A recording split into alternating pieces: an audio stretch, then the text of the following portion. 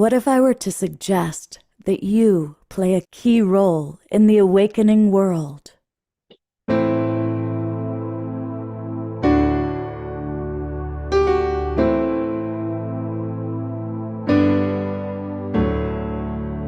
that you are watching this because you have heard the call.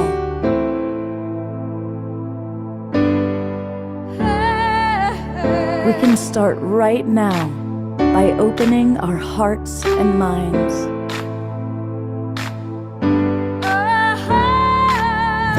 Welcome to the awakening world.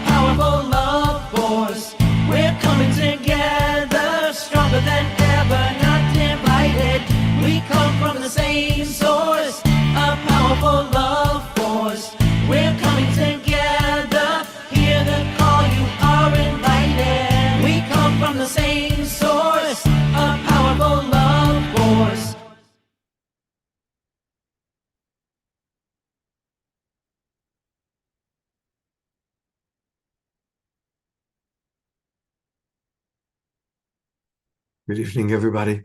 Welcome to the Awakening World. I'm Love Coach Scott Katamas. I'm really honored to be with you tonight. It's a really wonderful show this evening. I think almost all of us understand that we need the divine feminine to rise, and it's happening. It's really happening. Sadly, the masculine old paradigm, the old boys network, which has been running the show for so long, thousands of years, and look at where the planet is, not in a good place. I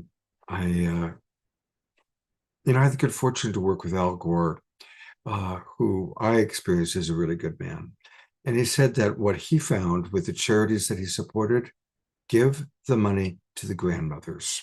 Give the money to the grandmothers, and the schools will be built, the books will be bought, the food will be delivered. And I think that made such an impression on me when he taught me that 15 years ago or so when I was working with him. And tonight we're going to hear from so many people, men and women, that I really respect, have tremendous respect for. So I'm going to kind of share with us who we've got tonight. And as always, if it's Rise the Divine Feminine, it's a Christy Michaels show. Christy is who helped put this together. She has been absolutely tireless in her work of bringing together the Divine Feminine, specifically Mary Magdalene. And then also, we've got to have Eden Amador co-hosting, because Eden is the embodiment of the Divine Feminine. She is one of the kindest human beings I've ever met. And she has also dedicated her life to really understanding and embodying the Divine Feminine and teaching. She's extraordinary, so we love having her as our co-host tonight. And also another amazing embodiment of the Divine Feminine is Antoinette. What she and her partner Pato are doing, we've done several shows about their work with the Spirit of Ubuntu, where they do concerts, take that money and go to Africa, where they've built schools, where they've done extraordinary work. Again, an amazing embodiment of the Divine Feminine. And an embodiment of the divine couple. Dan and Diana Kelly are with us. Dan Morse and Diana. and so we do have to have an embodiment of a divine couple, and they are definitely going to do that. And they also have really dedicated a tremendous amount of their work of understanding the Sophia Code, and we're going to learn a little bit more about that. I'm especially excited that one of my oldest friends on the planet is with us, and that is Oshala D. Marcus. Oshala first came to work for my theater company when she was, I believe, 18 or 19 years old. And we've enjoyed about 45 years together of different projects and endeavors. And Oshala is who we're honoring tonight. We're raising money for Oshala, who recently is had a stroke, and she's recovering from that. She is loved and adored, and so Shala, yep, you're on camera, Shala. And so we're really excited to have her. And then we've got several new friends that I'm looking forward to meeting. Nikki Black, friend of Antoinette's. Another friend, Ione, is with us, and Connie Viveros. So it's an amazing group. Now, I'm only allowed to show 9 boxes, so I'm going to replace them with Desiree and Diara, because you will be hearing from them, and I will. There's Diara, your dynamic duo. They will be leading our prayer time towards the end of the show. And finally, last but certainly not least, it's the Omega Man, our house musical artist, Omashar, who, as always, gets us off to an amazing start with a musical offering. Indeed. And namaste and welcome, and so happy to be a part of this gathering tonight. I have my goddess friends behind me, and they are facing the sunrise, the eternal sunrise within everybody. And the 2 songs that I have for tonight, they're both written by Kathy Zavada, and she's a unity minister currently up in Ashland, and she is I would say, the embodiment of the Divine Mother. And so it's really important for me to bring her voice in and let people know who is the author of these songs. This first one is called Embrace It, and it speaks for itself. Someone screen shared something. Oh, come on. Hang on. We have Lee Caroline is a bug, Diara. Please take her out.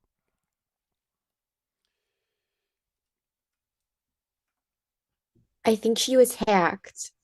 Okay, excuse me. However, yes, be aware of that, because it was interesting. Maybe clear the space. We just want to clear the energy from that. Mm-hmm.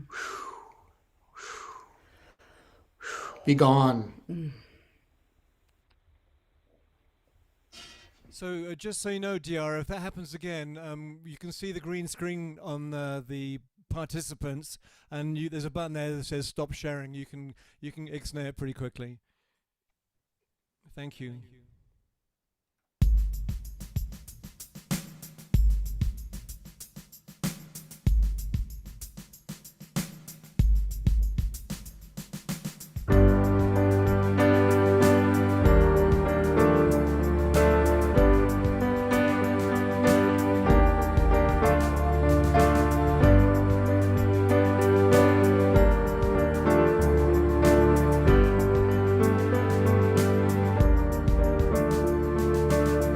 Embrace it, all that seems dark. Embrace it, all that seems unlovable. Embrace it and be whole again. Be whole again. Be whole again.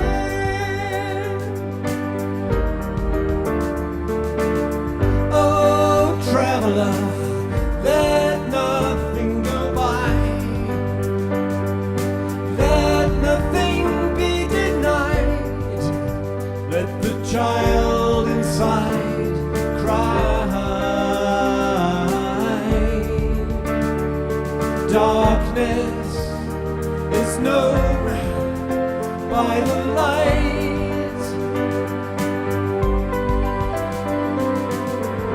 Embrace it, all that seems dark. Embrace it, all that seems unlovable. Embrace it and be whole again.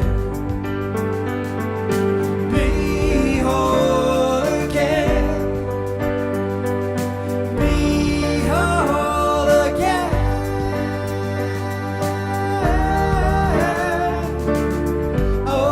Adventurer, let nothing left out. Again, faith is the brother of doubts. How about loving the fearful into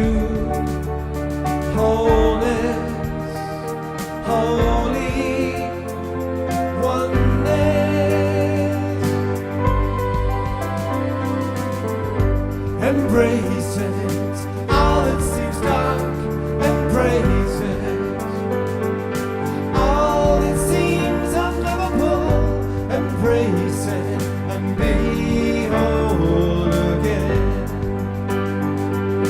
Be whole again. Be whole again. How about loving the fearful into wholeness, holy wonders.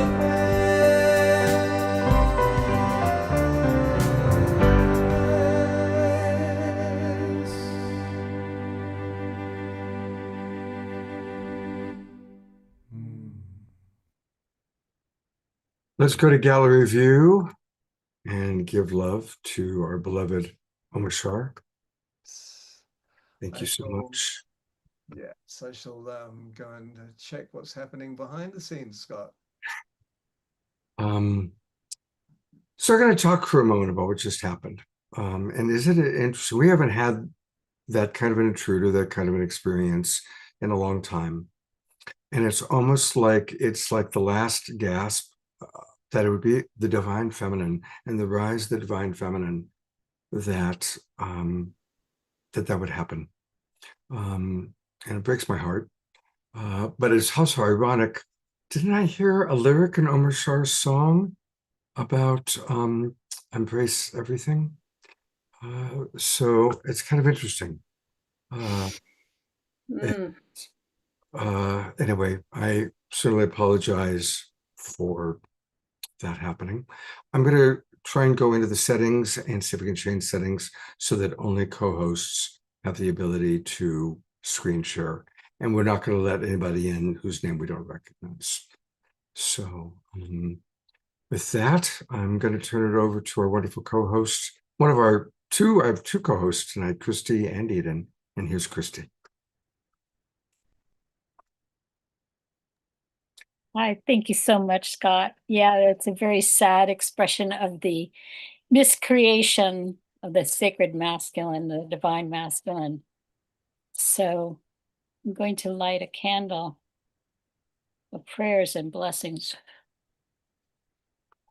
so that we may start knowing that all is love, and we send love and prayers for all that we do here tonight is to uplift the divine feminine and the divine masculine as one. So, Scott, I think you are going to give me a chance. This is a wonderful opportunity. I'm so excited to be launching my new children's coloring book series called the Color the Truth. And if you could bring up my website. Yep, I got it right here. I would love to talk to people about what I've been working on. I'm a grandmother of 4 children, 3 of which are under the age of 6. And when my granddaughter, by the way, you see on the 3 series here, this is going to be a series of myth-busting, deconstructing fairy tales, because we need to start telling our children the truth. And we're still not, as I'm learning from my 4 grandchildren. And I'm honoring tonight our African priestess, who is receiving the new fairy tale of the new earth about the spirit of Ubuntu, which I'm writing into the fairy tale because little girls need to learn about the honoring of the spirit of Ubuntu. So I'm very excited. And if you can scroll down a little bit, Scott, very quickly, you'll see you can read more about the coloring of the truth and how it came to be and what's important about it. Keep going. And you'll see right here, basically, it's the Princess Sophia and the priestess. So the princess lives in the castle and the priestess lives in the temple. So it's the contrast between building walls and having blockades and barriers and everything to a temple which is open and welcoming and honors the divine feminine and the goddess. And of course, the temples got destroyed. Keep going, scroll up a little more. And so we're taking the temple cat's vision to the modern world and introducing, you can scroll a little bit more, and you'll see I have 3 parts here. One is the full story tale, which is right now is as an ebook. And if you subscribe on my website, I will send you the ebook. And then the second middle one is the actual coloring book. And anyone who'd like to give me a review, especially if you're a grandmother or a mother of children, I will send you the PDF and I would love to get a review. I think Diara is writing me a review right now, so she might have a thing or two to say about that. And because she's read it over and she works with children. And then we're coming up with a series. The next one will be what is the Holy Sophia, because nobody knows her origin story. And she's so significant. So scroll up a little bit more. And you'll see as you keep going that the story in the fairy tale is about what it's like to be in the princess in the castle, sequestered in the tower, dominated and controlled by your father and brothers, versus the princess, the priestess in the temple, open, welcoming, honoring, and devoted to her divine goddess. So there you can see, you can subscribe and you will get the information when we launch. So thank you so much, Scott. So you can unshare screen. And I want to make a dedicated statement as we launch this celebration. And before you do that, I just want to encourage everybody, since you're all on your computers, please subscribe right off the bat. Subscribe to this so you can get her updates. And we definitely want to support this. So how can we support this, Christy? Well, if by clicking on the link, once you subscribe, I'll send you all the information. And looks like your fundraiser isn't set up yet. Oh, it was set up. I published it. Anyway, if you subscribe to the newsletter, I will send you the link. So I don't understand why. I tested it, but I don't know. Technology.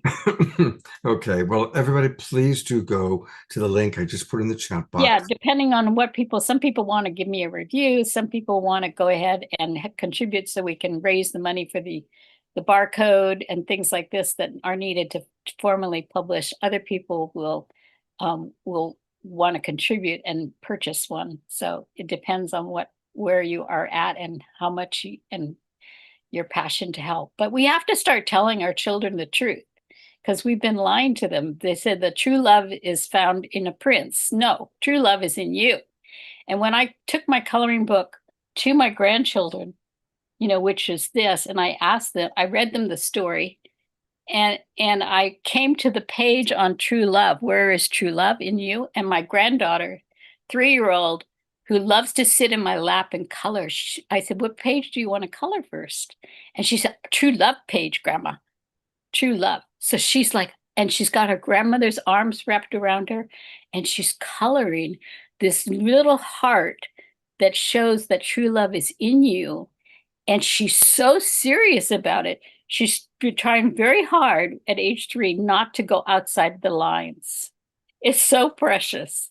So I really got it, how important this is to bring the spirit of Ubuntu, to bring the spirit of truth, and start telling our children the truth about where true love is. And then you share with a beloved when you find your beloved. And so rather than what's happening now, which the whole story is on the website. I don't want to take all that time because Scott's very generous in allowing us to have a full program tonight. So, but thank you, Scott. Absolutely. So, what I wanted to do to open this is to share a statement too. I would like to make this a declarative statement to the Global Peace Tribe and the world beyond. Together, tonight, we acknowledge this and celebrate the birth and the rise of the feminine face of God.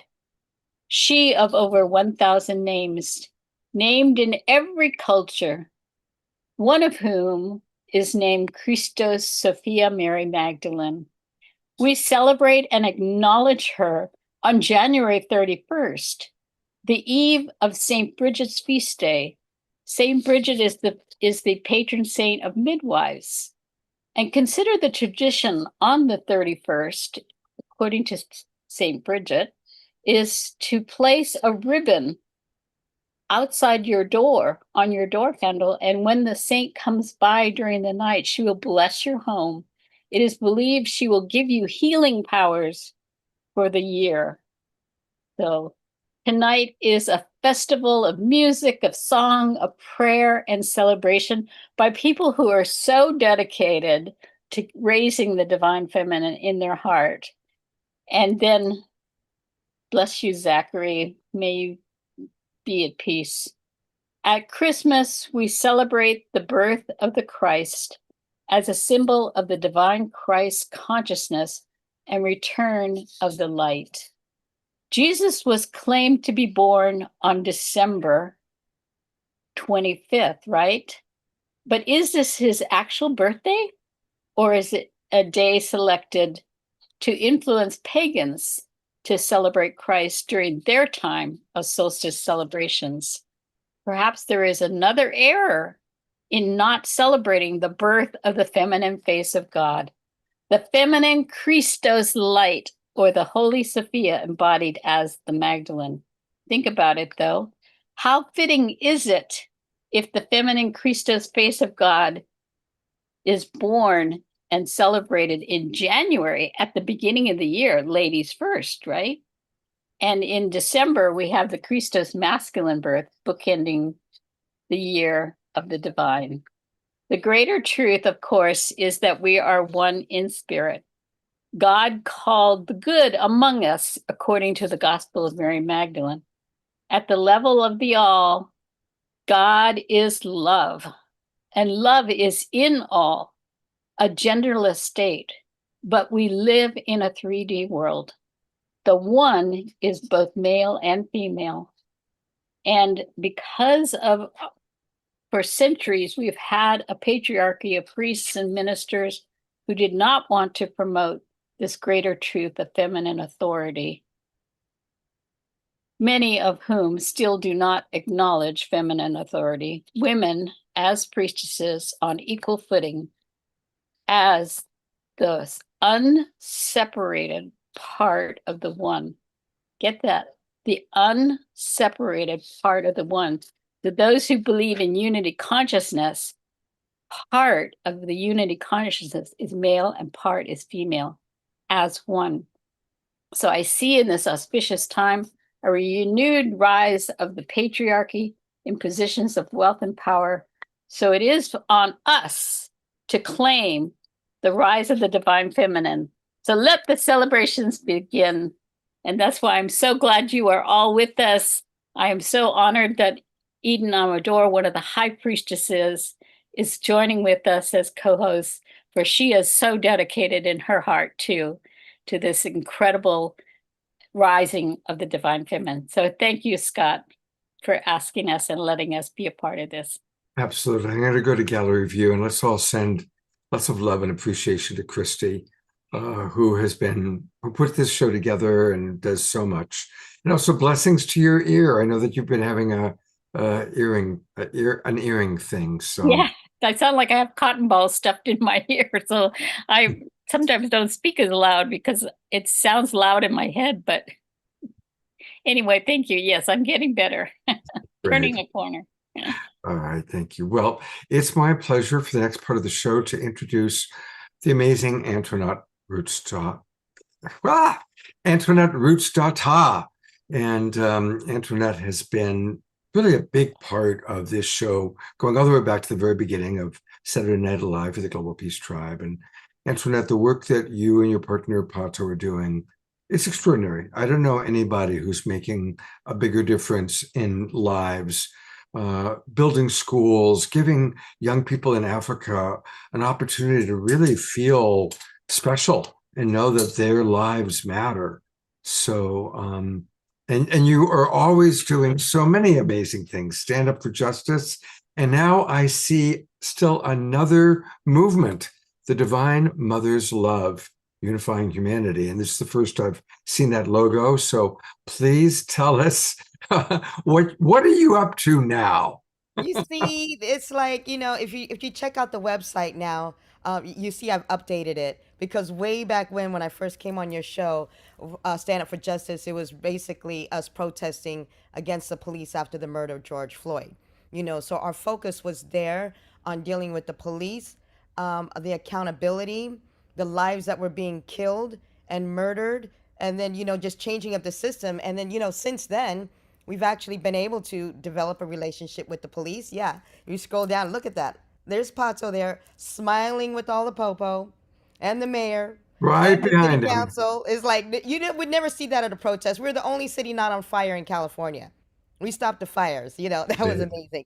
And this is where I'm sitting down with them.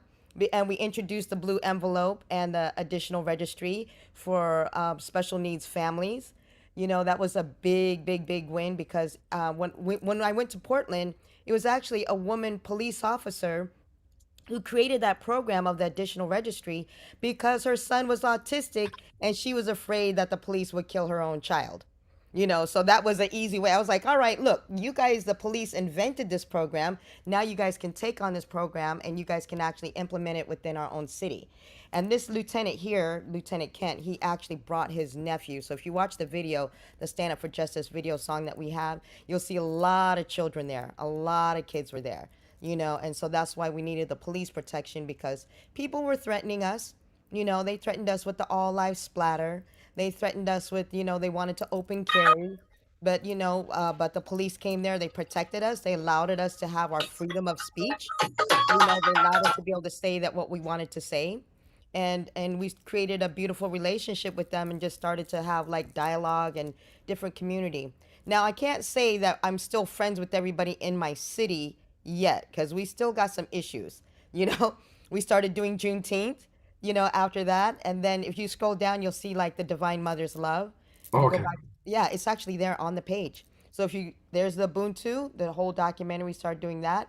Scroll down, Divine Mother's Love. There's me, Eshna, and Joni as we said we were in the eighth fire. Because you always have the eighth fire. That's where we were sitting in that teepee for 5 hours, where every voice was heard, and we were all signing that covenant to protect Mother Earth, and they decided they wanted to turn leadership into the hands of the women. That was a powerful move. Trust me, when witnessing that with all these tribes and everything, if you scroll down, yeah, keep going down. There's our wellness. And then if you scroll down, you can see there's the work from the Africa and the other indigenous women, you know, because these women are just rising up, I'm telling you. It's amazing. There's our kids in the refugee camp. And then you scroll down, our memories, festivals, gardens, all the things that we started doing, the healing sessions. You'll see us at Denture Wellness. We will be at the Conscious Life Expo. You know, so we're making our grand entrance of the Conscious Life Expo where we're introducing Divine Mother's Love and Edenture Wellness. And I'm also planning another group hike, you know, out to the land on Edenture because, you know, they just started to like work on the road so that way we can go out there and start hosting our gatherings out there on Edenture. On Edenture land. Yeah. Incredible. Incredible. So everybody, it's standupforjustice.us. Standupforjustice.us is where you want to go. And by the way, she mentioned the eighth fire. So I put on my trusty background. This is the amazing. And what's interesting is our beloved brother, Chief Phil Lane, had been talking about this, you know, for quite some time before it actually happened. And if you take a look at, I'm going to get out of the way for a moment. Do you see the phoenix rising from the ashes? Or some people see an angel rising from the ashes. So I think it's just such an amazing photograph. Anyway, since you mentioned it, I just had to show it. There was a lot going on in that TP. I'm telling you. I mean, I've been so busy, but I have like so many powerful, powerful, powerful images. And the women are so powerful. And that was the reason why we started to work together with the women from Kone de Poa, you know, leading 69 indigenous tribes. When the women get together, like stuff happens. So we decided to create our own prophecies and make those happen. All right. So I'll get into that later. When I bring on my other guests to tell you like what we prophesized and what we actually accomplished and what we did. But for now, because of time, I'm going to go ahead and show our Mother Spirit video. Now, this video is called I Am Mother Spirit. And the text was put together by my husband, Pato, because he said, you got to make the Mother Spirit your jam. And so I finally am. I'm making her my jam. This is going to be the jam. And everything about the Divine Mother is like, we are going Mother Spirit Project full steam ahead. So all the text is from the Urantia book, and it talks about our local universe Mother Spirit, you know. So I hope you guys enjoy. Let me go ahead and share this for you guys. All right.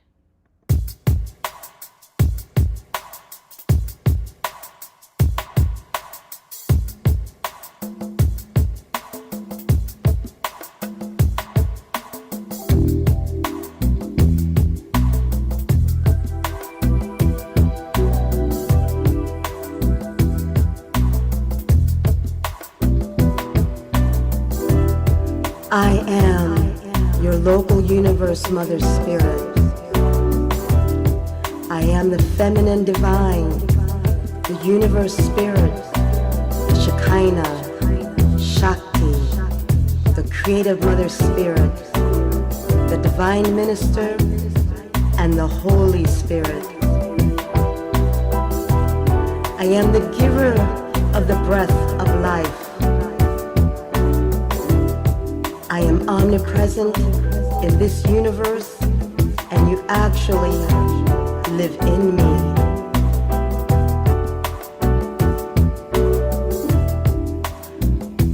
I am a creative daughter of the infinite Mother Spirit.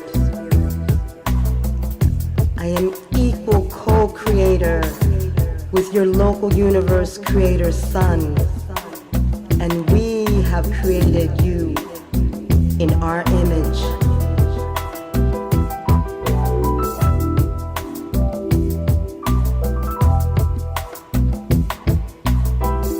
I am the spirit of Mother Earth and Mother Nature.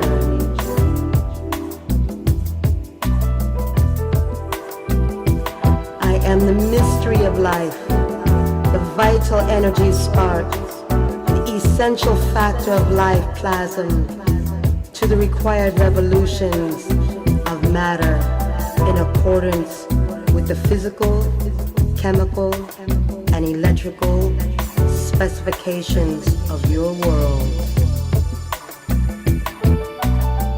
I am the cause of purposeful organic evolution and reproduction.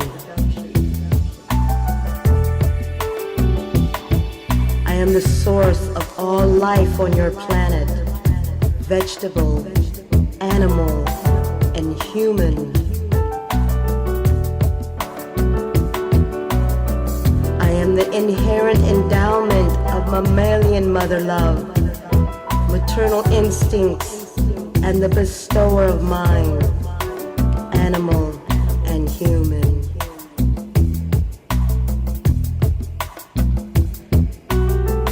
I am personally maternal to all my children.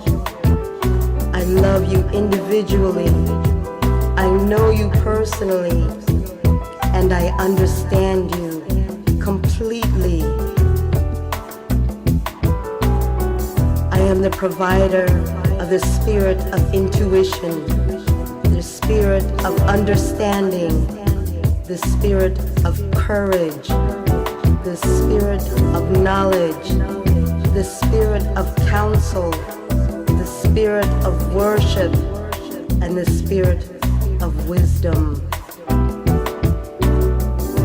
I am the Holy Spirit, and I extend to you my fostering care and spiritual ministry as I work in harmony with the Spirit of Truth and your indwelling spirit, to lead you ultimately to the loving embrace of our Heavenly Father.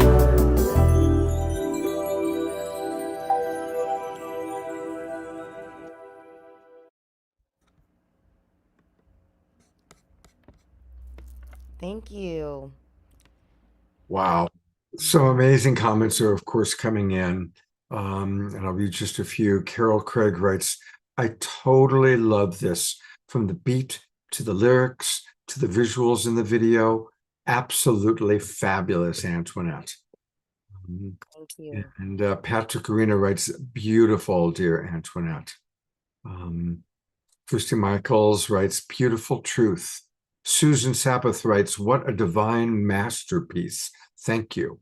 Joyce Harris writes, so uplifting. Ayada writes, Antoinette, that was exquisite. Karina LaPuma writes, Antoinette, so fabulous. Thank you. Just wonderful. Bravo.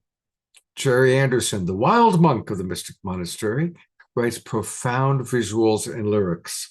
Lorianne Speed is in the audience, and she writes, well done, impactful, beautiful. Reverend Jeffrey writes, very cool. Connie writes, incredible on many levels. Grace Denise writes, wonderful. And Carol Craig wants the link for the video. And there's Got it. I'm gonna be making more too, you know. I was like, once I like decided to make Mother Spirit my jam, I'm like, wait a minute, we need more than one video. We need 1,000 videos. I tell you, between you and Pato, you two are just like the video makers. Antoinette's going to be back later on the show. She's got wonderful friends to introduce us to. So grab a cup of tea, Antoinette, and we'll see you in a few minutes. And I'm turning it back over to Christy. Oh, I love that Mother Spirit song. It just so opens my heart with such profound truth.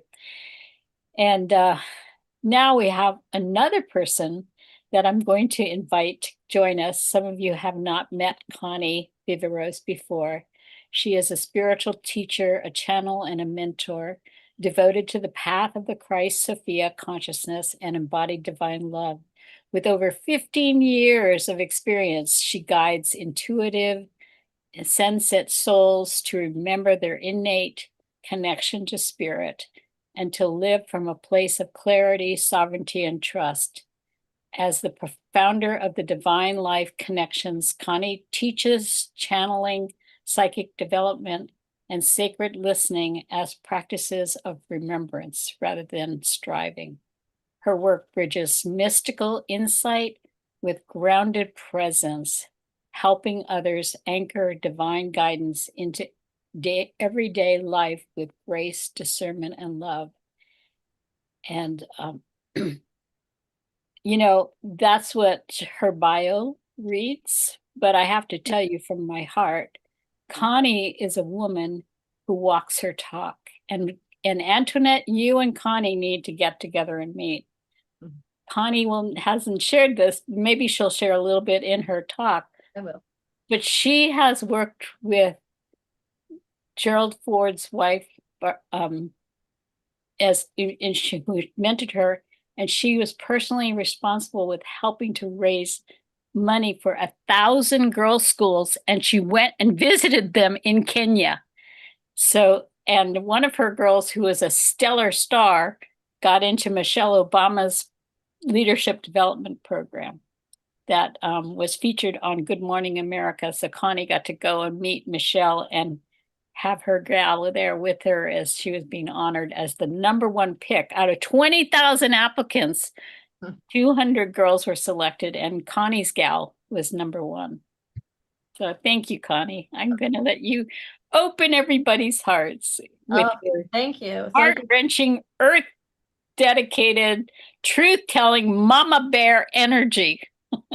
Very much so. And it's really just an honor to be here in this conversation. I want to just say thank you from my heart, from my soul, from all the women that I have interacted with across the globe. And we are one indeed. So everything being spoken here just resonates so deeply with my own soul. I just want to say plainly and clearly that this isn't a symbolic conversation we're having. It's a very real one, a real everyday walking our talk. The return of the divine feminine mother isn't just spiritual nostalgia. And I have come to find in my own life, in working and standing in that energy as a witness to what happens when the mother is removed, when she's absent. It's, you know, the mother is the center of creation. And when mother is removed from that center of creation, you know, we're seeing what happens. It begins to falter and girls are abused. And we have this patriarchal energy that consumes and oppresses. So what we're witnessing in the world right now, politically, spiritually, culturally, isn't just chaos. I'm seeing it as exposure. And exposure always precedes birth. The return of the divine feminine is no longer a metaphor that we're living into. It's a trend. It's happening. It's literally happening through us. And this collective remembering, I feel in my own self, is a reckoning. We can no longer bury our heads and deny it. It's happening because the old systems, structures simply can't sustain this anymore. Across cultures, as Christy mentioned, institutions, something very, very ancient is resurfacing. A truth that has existed long before our written histories. What we know and what these girls, Christy's books are bringing evidence to, our little girls are being taught. There was a time when life was organized around care, self-care, and balance, and reverence for the body, and relationship, not domination. And the body that carried that energy was feminine. It is feminine. So a little bit about me. I have been consciously working with the divine feminine, the Christ Sophia consciousness, since 2012, right after the 11/11 awakening cycle. Before that, I was a devout student of the Course in Miracles. But this work didn't just start as theory for me. It began in advocacy and education for young girls in Africa, where I've had the privilege of being part of an enormous peaceful revolution, supporting girls in learning to advocate for themselves, interrupting these inherited systems of oppression, fighting for access to education, standing up against early childhood marriage and sexual violence being perpetrated against them. So for over a decade, I've been guiding women in remembering a form of spiritual authority that doesn't come from hierarchy, but it comes from embodiment, the exact things that we're talking about here tonight. And what we're witnessing right now didn't just start yesterday. It's been going on for centuries. And when we talk about the divine mother, the divine feminine consciousness, we're not just talking about Mary, Isis, Sophia, Shekinah. We're talking about a living, breathing cosmic intelligence, one that births life, sustains it, holds it, and then restores it. And there was a time long before history when women were not property, when the body was not shameful, when leadership was relational, cyclical, life-centered. And that world did not disappear by accident. It was dismantled deliberately. The feminine was first made passive, and then sinful, then dangerous, and eventually erased. And she's coming back, not as an idea, but I believe, and what my work has been the last 12, 15 years, but as a force. I was introduced to her by Yeshua in a deep guided meditation where he said, you will work with my beloved. He called her his beloved, and that was the Magdalene. And because mother represents this direct relationship, this direct knowing, direct communion with God I am, Christ Sophia herself, and a system that is built on domination cannot coexist with a power that teaches us about inner authority. And that's why this fear is showing up when the mother energy is returning with such force and such strength. We can see it. I was recently warned and shown this, came across the Pope's recent edict against devotion to the mother. I don't know if you've all seen it or not, but insisting, he made a declaration insisting that salvation can only come through the Father. That wasn't just neutrality, that was fear of women gathering without permission, fear of the direct communion with God, which can only be accessed through the church, fear of a spirituality that can no longer be controlled. And I know, as we're all seeing right now, fear is always the loudest right before it loses power. So that reaction alone tells us something really important, that the mother is returning. The mother is here to stay. And the mother rises, truth speaks. And I was asked by Christy to speak into just this piece of what's happening right now, especially in light of what's unfolding around these Epstein files. I recently read Nobody's Girl by Virginia Giuffre. It was an important book for me to read when I saw it being promoted, and I was compelled to read it, not to read the horrifying circumstances of what she lived through or to sensationalize her pain, but to bear witness to this young girl's courage. And what I was struck by was her refusal to disappear. She fought this for 20 plus years, 2 decades, under constant threat of life of both herself and her family. And she did not gain power by overpowering anyone. She simply gained her power by staying visible, staying persistent. And if the divine feminine is truly being honored, if the body is truly sacred, if women's voices are believed, systems like trafficking could never thrive or even exist. And what we're witnessing right now is social justice. It's the mother standing behind and for her daughters. And once that happens, history won't go back to sleep.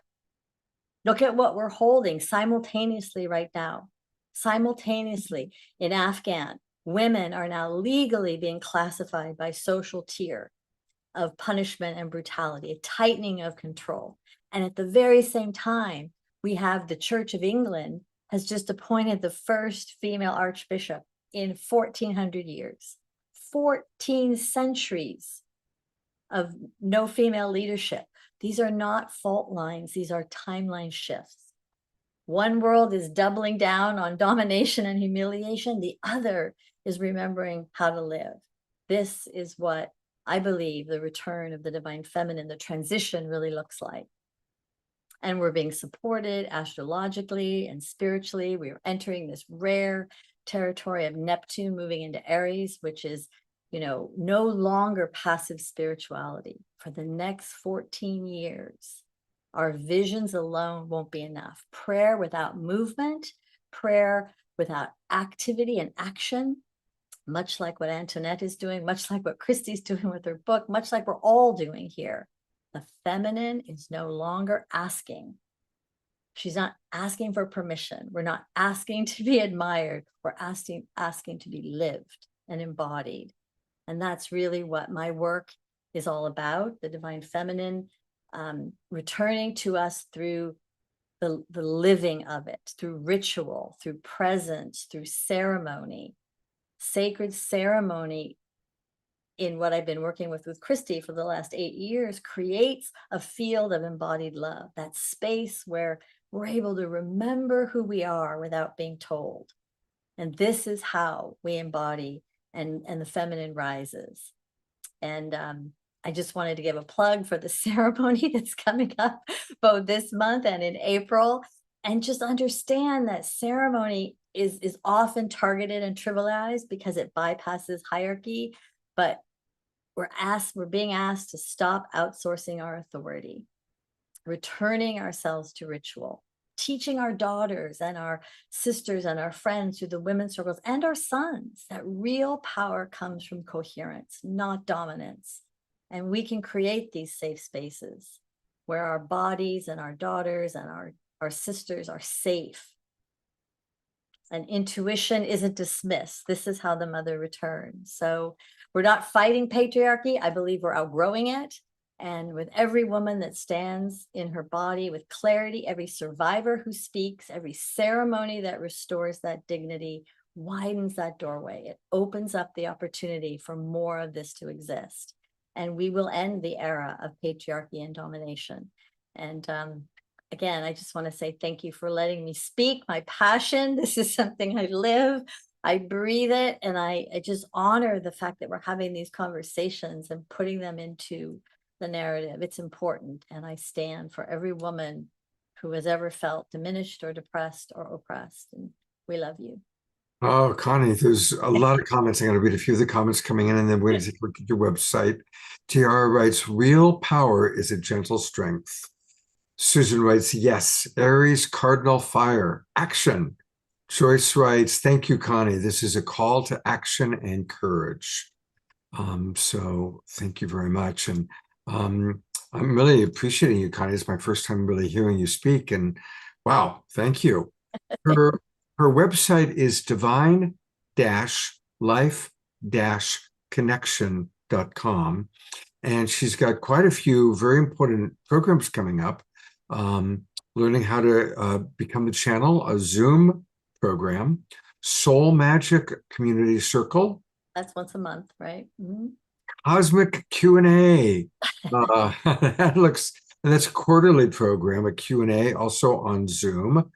Mastering Messages from Spirit and Powering Up Your Chakras. So a lot of really wonderful things. And again, that's at divine-life-connection.com. And Connie, I'd love to have you come back on the show again where we can spend a little more time with you. Oh, thank you. I'd love to have Monica come, who is my, as Christy was alluding to, my steward in Uganda. So she's helping. Let's do that. And educate you know, women all over. I'll private message you because as some of our people know, I started a synergy group through the Evolutionary Leaders Circle called Next Generation Leaders for an Awakening World. There And you it's go. all young people in their 20s and 30s. Yeah. And it's global. We've got people from Europe, from Africa. So I'd love to invite your young charge to be part of that. Yeah, she would love it. Thank you very much. Yeah. I'll private message you about that. Perfect. Thank you again for the opportunity to be here. Absolutely. And here to introduce our next Thanks, two Christy. guests is Christy. Thank you so much, Connie. So powerful. Your mama bear energy is just like fires me up because such great truth that you speak, and you're grounded and willing to read, you know, the story about the sex survivor. That is not an easy read. Yeah. To bear witness to what she said, but she wrote it to wake us up. Right. And help us. So I was so impressed, and I'm just so grateful to your courage and your work with Africa. And I'm glad you and Scott are getting fired up, and Antoinette will also, I'm sure, get connected with you, because this is what changes the world, this action. Right. And you walk the talk. You And don't just support talk. and supporting one another. So support Virginia and her family, you know, what they've been through. I didn't read it for the other side, for the horror. I read it for her, the courage to write that, to Yeah. say those words and to tell her truth. We all need to tell our truth. So thank you. Thank you, Christy. I love you. I love you too. And while you keep Connie on, Scott, bring up Dan and Diana. Okay. And then I'll introduce the two of them. But we've become Hi, a little team because our conversation has been, in the insanity that is going on, what is it that we can do? And so it's a really deep conversation because there is the sacred and honoring the sacred and knowing that all is well at the level of the all, the divine mind, all is love. And everybody is that love, including all the players that are not awake yet. But in the meantime, what do we do? What is ours to do? What is our sacred action? And so Connie and Diana and I, we'll be back on the panel to be a part of a more organic conversation because we just spark each other off. And I want to introduce, so Scott, I'll introduce Dan and Diana right now. Diana Kelly is a priestess. She's actually a high priestess, a ceremonialist, a wisdom keeper devoted to the awakening of the divine feminine, rooted in over 3 decades of spiritual practice, a braided path of Eastern wisdom and Christian mysticism.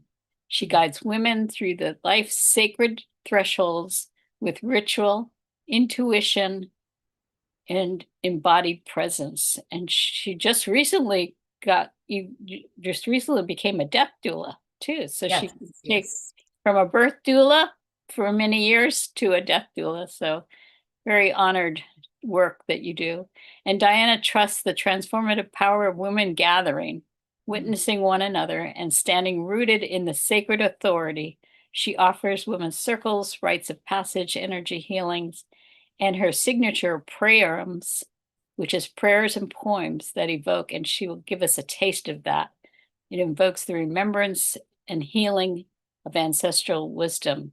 She is joined with her partner, a scholar and author and musician, Dan Morris, who is a licensed marriage and family therapist with over 20 years of practicing depth-oriented psycho-spiritual therapy in Northern California. He has been researching Gnosticism and the esoteric traditions for nearly 3 decades and has presented lectures on the mysteries of the Sophia. My hat's off to you. It's a daunting task, but he's done it. 10 years of deep research in a variety of spiritual, religious, and psychological forms. He is the author of The Divine Spark Within, Excavating the Mysteries of the Sophia and the Deep Christ. And Scott will bring up your website later, but together they are joined by their mutual devotion to the sovereignty of the divine feminine. And Diana and Dan's work together deeply honors the Holy Sophia and weaves the masculine and feminine principles of the living Christos Sophia in their life through ritual, music, and shared facility. Together they support the healing between the masculine and the feminine, restoring the balance and remembrance of the unified sacred partnership. So thank you guys. Thank you, Christy. Whew. Woo! Who are they? Right. Oh. So I think it's safe to say that all of us here have been supporting the divine feminine in all of her forms for years. All the different goddesses. We each have our own particular flavor. And I feel that I'm being asked to bring her right into the present, into what we are seeing on our streets, what we are experiencing. In 2014, Sophia came to me. I was living in San Francisco, and she said, "People will need the mother in ways that you cannot yet understand." And we were not in a great place in 2014, but here we are basically 12 years later, and I can see now why she said it that way. I think for a long time I thought that it just meant that we need her. But she needs us. She needs our boots on the ground, embodied, to show up as her. Show up as her eyes, her ears, her voice. Show up to say, my grandson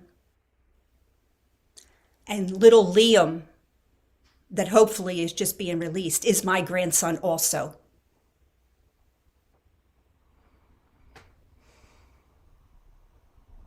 Unfortunately, some of our paths, mine included for a while, led me to a path of a much more masculine way of being in the world and transcending everything. But the divine feminine is rooted in the earth with feet on the ground. And we're not to bypass that. Now, there's great wisdom in us not being caught in the barrage that we get daily of the horrific things that are happening. But at the same time, we don't look away. We cannot look away. That is not what she is asking of us. And I've sat in too many circles where that is still being perpetuated.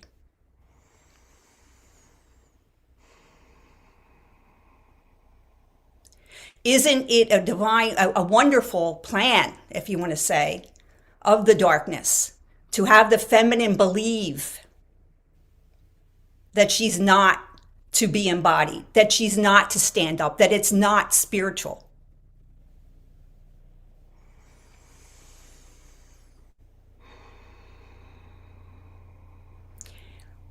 Originally, I was given a message by Sophia in 2007 when I was living in Mount Shasta. That was the first time I heard from her. And she said, I'm giving you my keys. And I didn't know what that meant at the time. But the divine feminine does not ask for permission. She arrives when the world is failing and takes the keys back. We are being asked to take the keys back.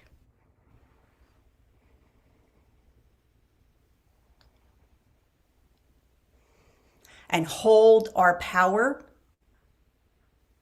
in a feminine way. It doesn't have to look like the masculine, but it's power nonetheless.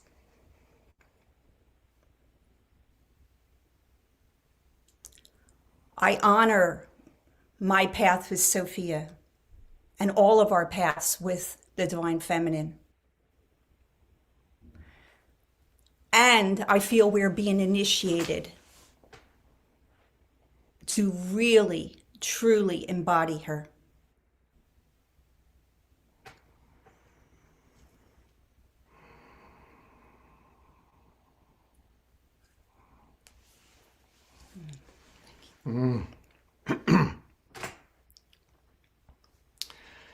I know that when Diana speaks, there are times when the mother is moving through her.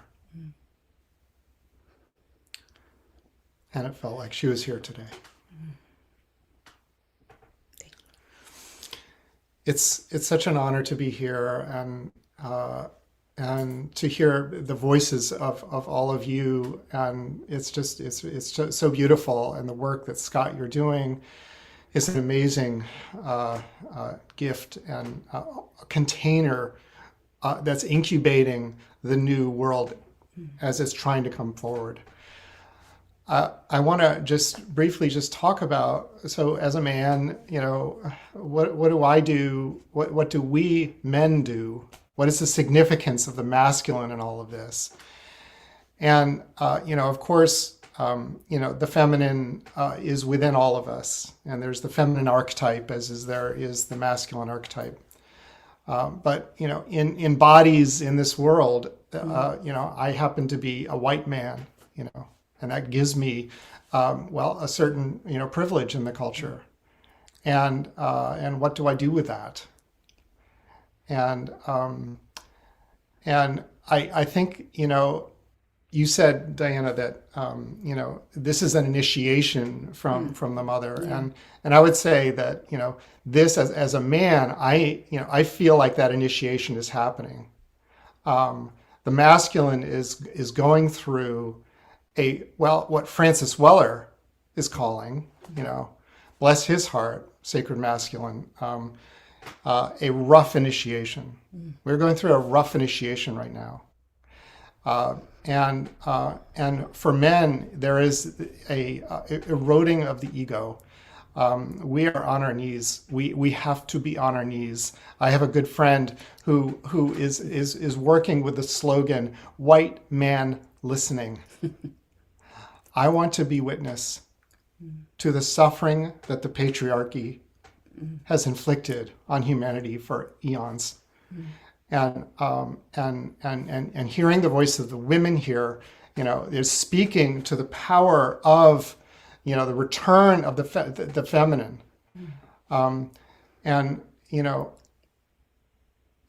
Christianity, and way before that, 2,000 years ago, the goddess kind of got pushed out from the divine pantheon, and it became God the Father. And the whole legacy of the patriarchal God has been Well, it's been a phase of human development, and here we are. We're really at the end of what is possible here with that model, and so so as a man, I'm working with just like creating a post-patriarchal masculine holding environment for the reintegration of the divine feminine. We are looking to de-escalate conflict through emotional attunement and relational bridge building. We want to be well-versed in the art of conscious sacred relationship. We are enliveners and protectors of the feminine and the child principles. We are being a service of humanity by tempering our egos. These are just a few of the things that I'm working with.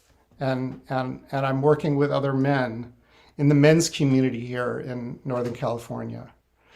Where are the men? What's happening with the men? This is a question that comes up.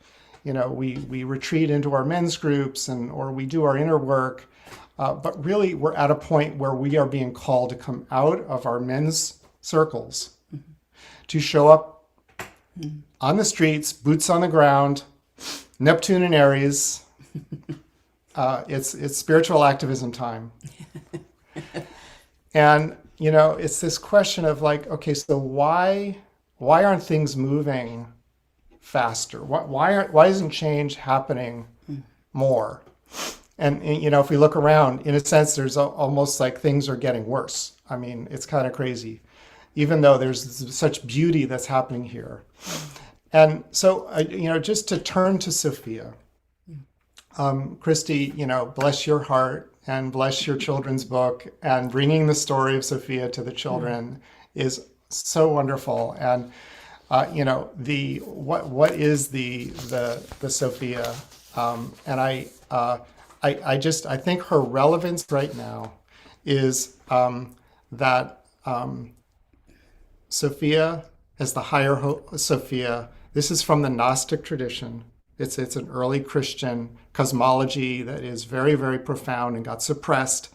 And Sophia has a high Holy Spirit. This is who we speak to. This is the one that Antoinette is depicting so beautifully in her video. And then there's the daughter, the lower Sophia, who comes into this world and has fallen and becomes trapped by the tyranny of the archons. Archon is a Greek word meaning leader. It was very generic back in 2,000 years ago. But St. Paul called them the princes and their principalities. And they have certain qualities. And these qualities are very much like what we're seeing in the world stage right now, especially in America. Narcissism, Machiavellianism, psychopathy, and sadism. These are four dark quadrads of the way the dark masculine is showing up in order to continue to try to keep us down, keep this movement of humanity. There's this movement of awakening that is so beautiful and such. So in the story of the Pistis Sophia is crying out to her beloved to say, rescue me from the tyranny of the archons.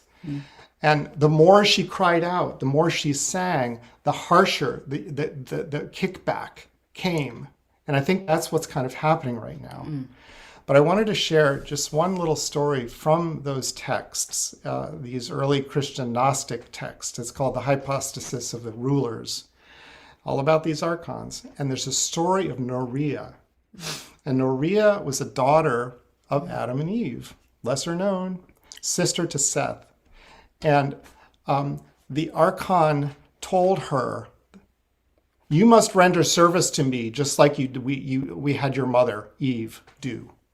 And Norea turned, and in a loud voice, she cried out to the God of the eternity, the great source, rescue me from the rulers of injustice and save me from their clutches immediately. And there was a being of light that comes from the highest levels, Aletheia, who says, I have been sent to speak with you, Noria, and save you from the grasp of the lawless. And I shall teach you about your root, where the virgin spirit dwells, who is superior to the authorities of chaos and all their universe. She's saying, in you is the spark, is the root that is outside of the control of the archons. And this seems to be what is being called on us right now, is that we want to call out the atrocities that are happening in the Epstein files and the dark craziness that is sort of like really showing its face right now. Thank you, Connie, for bringing that in. And then, but we're being called to connect to higher source, because in a sense, the darkness is so vast. So setting boundaries, that's a masculine process. Whoever, Scott, whoever was in the controls behind the scenes, protecting us from the intrusion of a invasive masculine. Thank you. Yes. And so we want to do a little praying. And so if we have time. So, thank you all. So this is Diana and the words that move through her.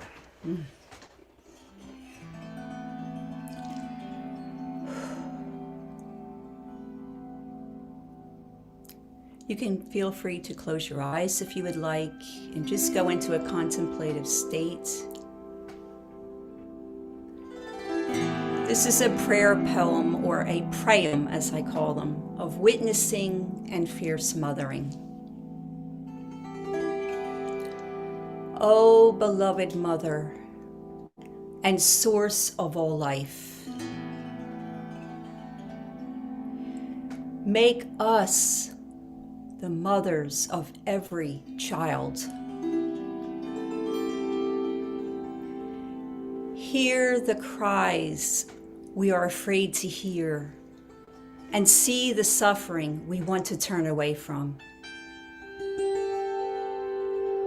Hold the families torn by fear, the small bodies of babies carrying unfathomable trauma.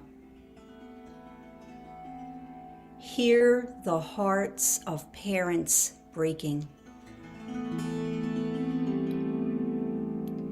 Do not let us grow comfortable with the cruelty, or allow our numbness to masquerade as transcendence. Do not let spiritual ideals replace compassion, or let conspiracies erode our hearts and minds.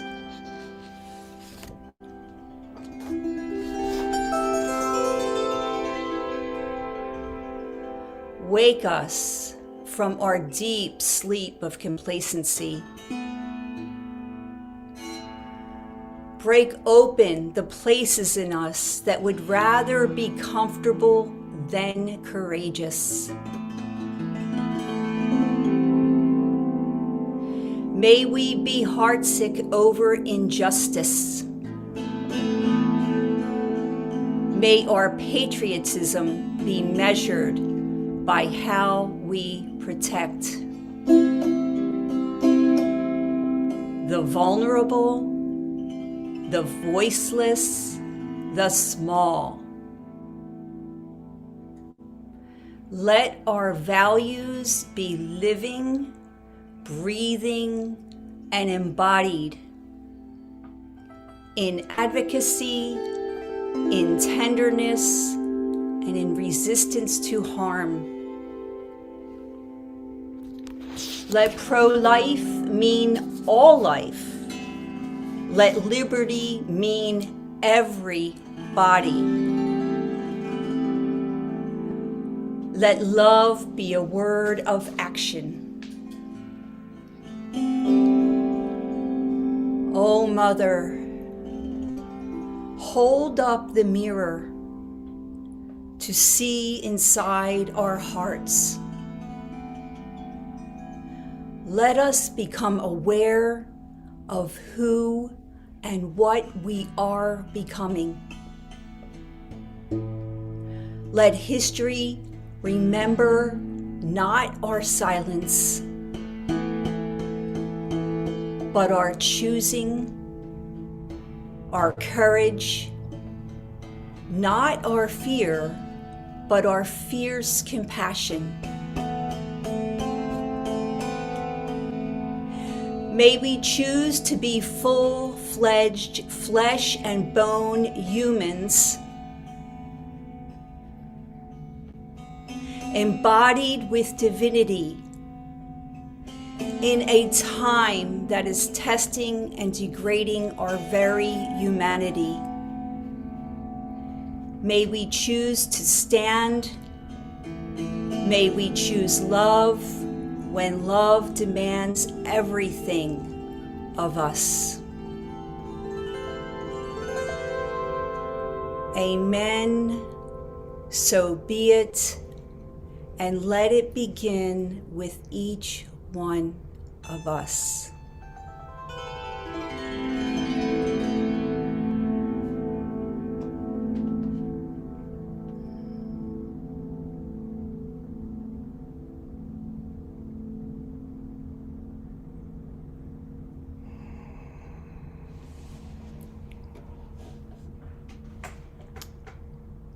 Blessings.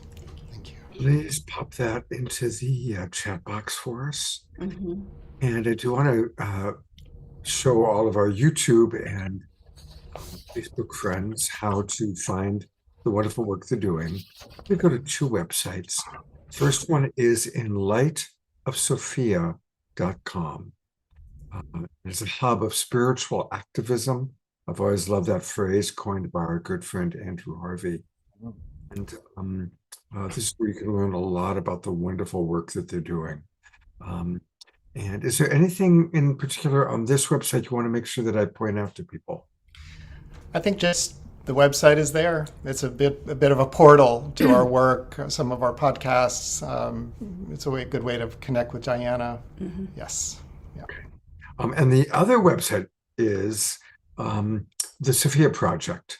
The actual URL is sophiaproject.net. Mm-hmm. And this is where you can learn more specifically about the Sophia Project. And anything you want to point out about this site? Yeah, it's been up for a while, and it's got lots of little articles and links to the book. We did an interview with Anne Baring. That's up there. You can see that, and it's just a bit of a hub for all the work that we've been doing. So. Yeah, I really learned so much from both of you about Sophia. So I'm grateful for you've been educating us in that area.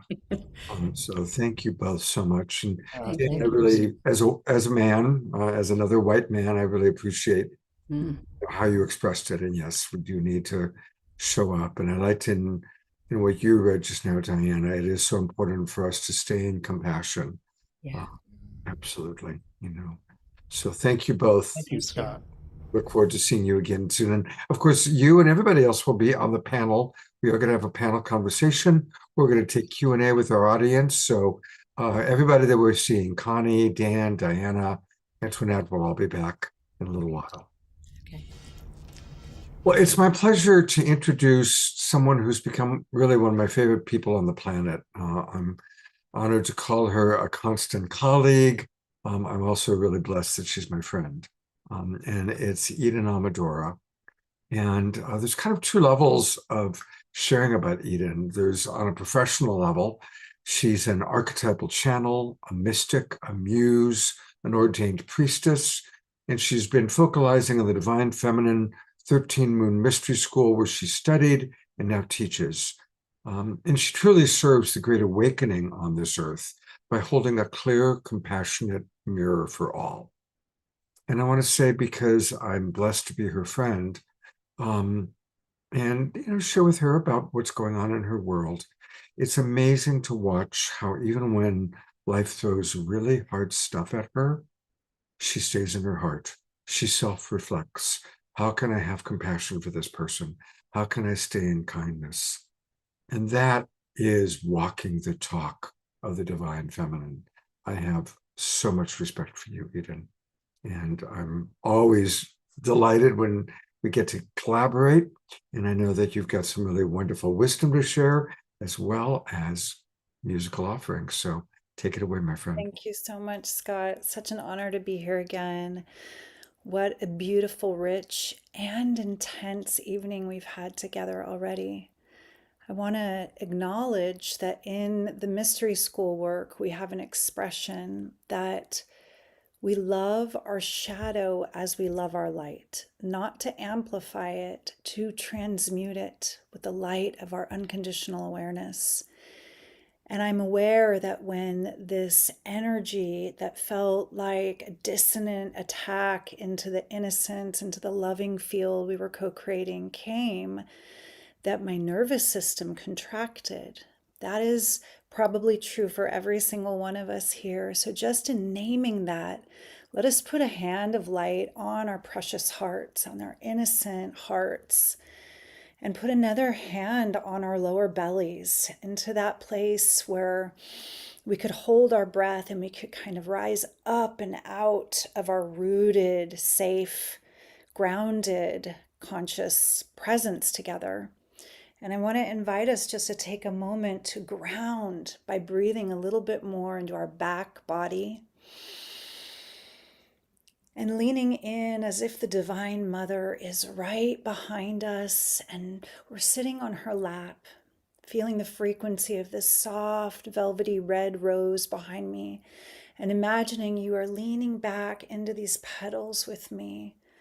O Holy Mother, O Blessed Mother, O great source that I have come from, that which is inside of me, and that which I shall return to.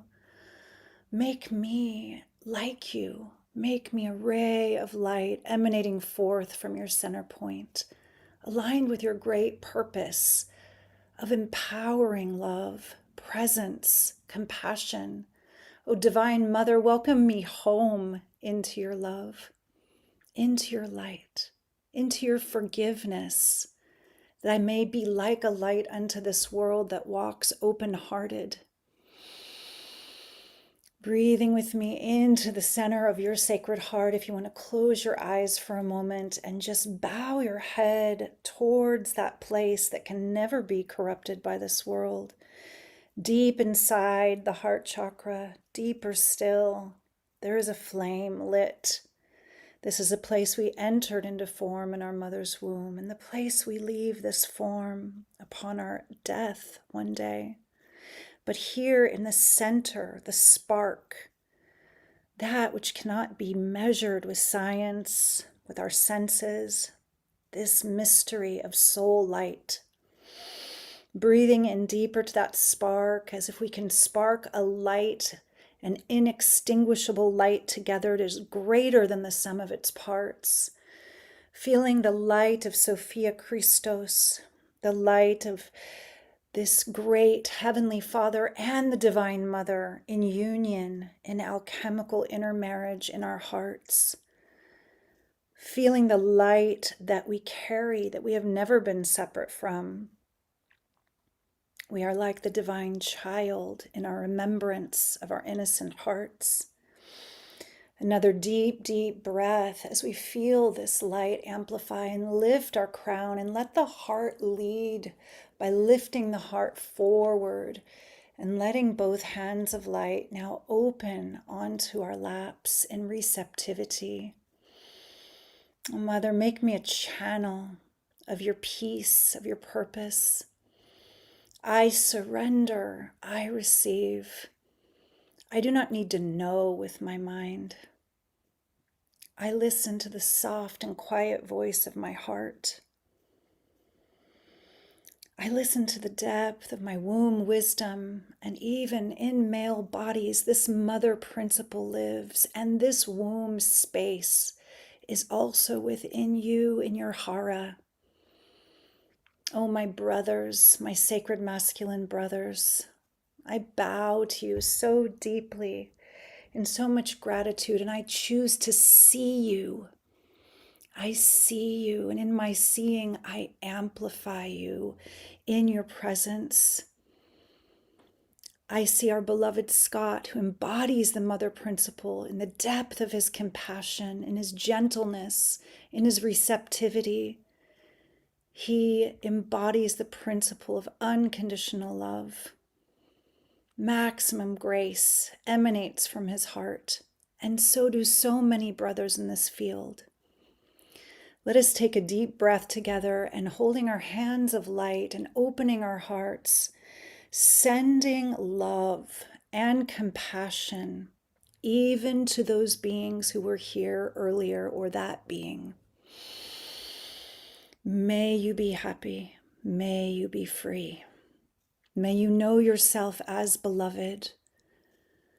By whatever name you came into this world, may you know yourself as beloved. Feel the places in you that may still resist that level of unconditional love, even to the ones on the screens that make it very hard to agree with their choices. Let us send even them unconditional love. In this moment, we are that powerful. Love is the great transmuter. Only love is real. Breathing with me, sending love, choosing a being or beings that you have hardened your heart to, that you've closed your heart to. And with your out breath,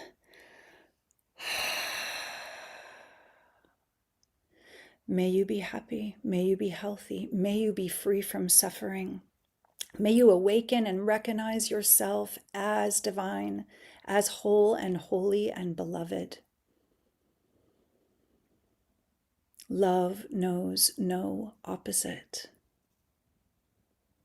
Oh, beloved Mother, thank you for this day. Thank you for this chance to come together in this way, to open our hearts, to remember, to soften the shields of our heart, to unfurl the fear in our root, to ground deeper in love, like pillars of light on this planet. We were born at this very time for this reason, beloveds, to remember where we come from and who we truly are. And I bow to you for your courageous, noble hearts, for the work you're doing in the world. So many of you spoke for me. Those who've spoken already, I am another you. Thank you. We are many now. We are her hands, her heart, her eyes, her voices.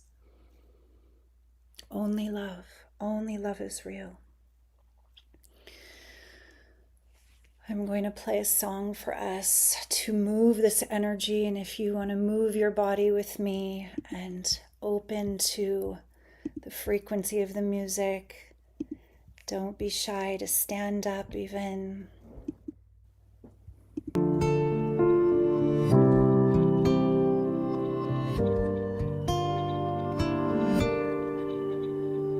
She asks us to remember to step beyond the veil. She asks us to surrender, drink deeply from her well. She rises from the darkness to break an ancient spell. She hands us our hearts back, new stories to tell. She rises, she rises, she rises, she rises. She rises in you, she rises in me. She rises like the sun, and she rises like the sea. A phoenix from the ashes, she rises from the flame.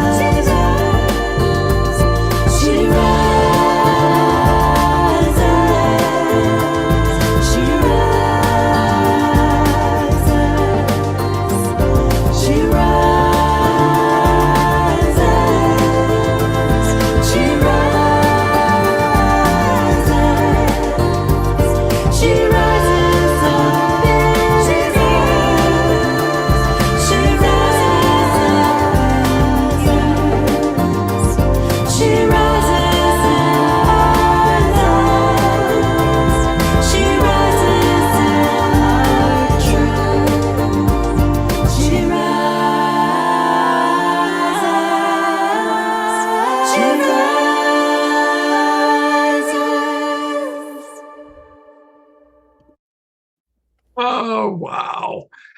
Big gallery view. Let's send a lot of love and hearts and twinkles. It was hard because all of you were dancing, and I wanted to show it. Everybody was dancing, and Eden is an amazing. Anyway, thank you, Eden. That was just perfect, as always. Absolutely perfect. And while we're still in the flow of the excitement of Eden's offering, there's something wonderful we can do. She has been recording an album, and it's been really fun because she's been playing her songs one at a time on Awakening World shows. Now, what we want to do is her song that she's just released on Spotify is called Beloved. It's beautiful, of course, as all of her songs are.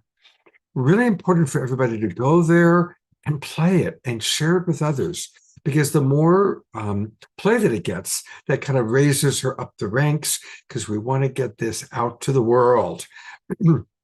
There's something really cool that happens if I receive 1,000 streams in the first 30 days. It clicks it into discovery mode, and Spotify starts to share it with others that may not have found it before. So you can help spread the love, spread the music by simply streaming it. And I know that together we can push it over 1,000 streams in this first month. It's been about 2 weeks now, and it's working its way up towards 1,000. I think we're halfway there. So give it a little boost, and let's spread the beauty of the divine feminine. This particular song, if I can share, Scott, it was inspired when I started to feel into what makes us so precious and unique and irreplaceable in this age of AI, in this time where machines are replacing jobs, where people are falling in love with their chatbots. And I really meditated and contemplated on that soul light that is irreplaceable. What makes us human? That anthropos, that spark, the human soul. And in the Gnostic myth of Sophia, it emerges from unity, from the pleroma, and Sophia's love for humanity. She follows it into form and matter. And we are that spark of anthropos. And the song Beloved is celebrating that spark that the machine cannot replicate. And some people hear this song and they hear an incredible love song, a romantic love song. And one of my priestess sisters, who's a death doula, her selfless service at a hospice, sang this song over and over to a man who was chained, handcuffed to the bed because he had been a life sentence prisoner that was allowed to go die in a hospice center. But even as he could barely move, there was a guard standing over him. And she, as a priestess, loved him in his last hour, singing this song to him and ushering him across the portal in his innocence, in his divinity. And that's how powerful love is. So whatever this song speaks to you, just listen and feel. It may speak to something very deep in you. Thank you for listening. Thank you for receiving. That is such a beautiful story. You know, my favorite, there's so many different ways to express God, higher power. And my favorite is Rumi's way of expressing it, the eternal beloved. And, you know, our human beloveds come and go, our canine and feline beloveds come and go, but the eternal beloved is what we are discovering within ourselves. So That's for sure. I also want to let people know that you can find all things Eden Amadora at her website, which is her name, EdenAmadora.com. And there's a lot of wonderful things to find here. It's really fun to take the quiz. We've explored that in previous shows. So EdenAmadora.com. And of course, again, please do play it over and over and over. Thank you so much. So we can get her over that 1,000 mark. Absolutely. Eden, thank you so much. Thank you so much. And she'll be right back soon. She and I will be leading the panel conversation very shortly. Well, I get to go from introducing one person that I adore to another person that I adore. And of all the people you'll ever see on The Awakening World, this is probably the person that I've known the longest. And it is, of course, our beloved Oshala D. Marcus. And she first came to work for me. I had a theater company, and we traveled. We were a touring company traveling to schools all over the country, and Oshala was one of our actresses that we hired, and brilliant actress, brilliant dancer. And then I was blessed to be very involved with a camp for teenagers at Jane Fonda's Ranch in Santa Barbara. And for 11 years, Oshala was the dance teacher there. She's a yogini and a dance teacher. And later in life, she has been the curator and I guess the creatrix of the Marin City Arts Foundation, where she has supported local people. She was born and raised in Marin City, which is just north of San Francisco.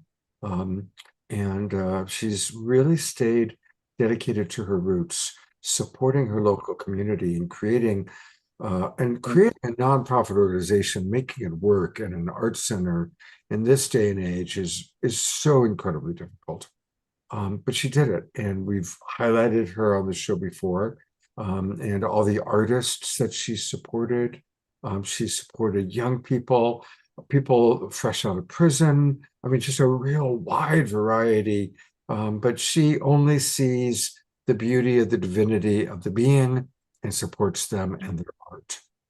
She's dedicated her life to supporting young people to find their groove and to finding us oldsters to rediscover our groove. Life is strange. Oshala is one of the most physically fit, strongest women I know. She's a yogini, she's a dancer. And as fate would have it, she had a stroke, a very serious stroke. Thank God it did not impact her cognitive skills, but it has impacted her motor skills. And so tonight we are honoring her because she is definitely an embodiment of the divine feminine. And we're also going to take a look. I'll pop her GoFundMe in. There was a big event that took place here in Mill Valley a couple of weeks ago, and it was beautiful to see the house packed with people who love Oshala. So with that, it's my honor to introduce my friend, a true embodiment of the divine mother, of the divine feminine, Oshala. Welcome back to the Awakening World. Thank you, Scott. I'm honored to be here. Thank you, even though it's past my bedtime, right? One thing about this is, with this journey of initiation is, I've been forced to, slow myself down and go to bed a lot earlier and, be just in a much slower pace as I heal. I call it, this is an initiation period. There is no, I like to think of where we are as a species on this planet as being in a chrysalis. And the chrysalis of the caterpillar to the butterfly is not can be a very painful process. It is a painful process for the poor little butterfly that literally gets cooked in an acid in the cocoon before it comes out to spread its wings. And it's a nice, cute thing to think about, but when it's happening, it's not necessarily something that we imagine that we would actually experience.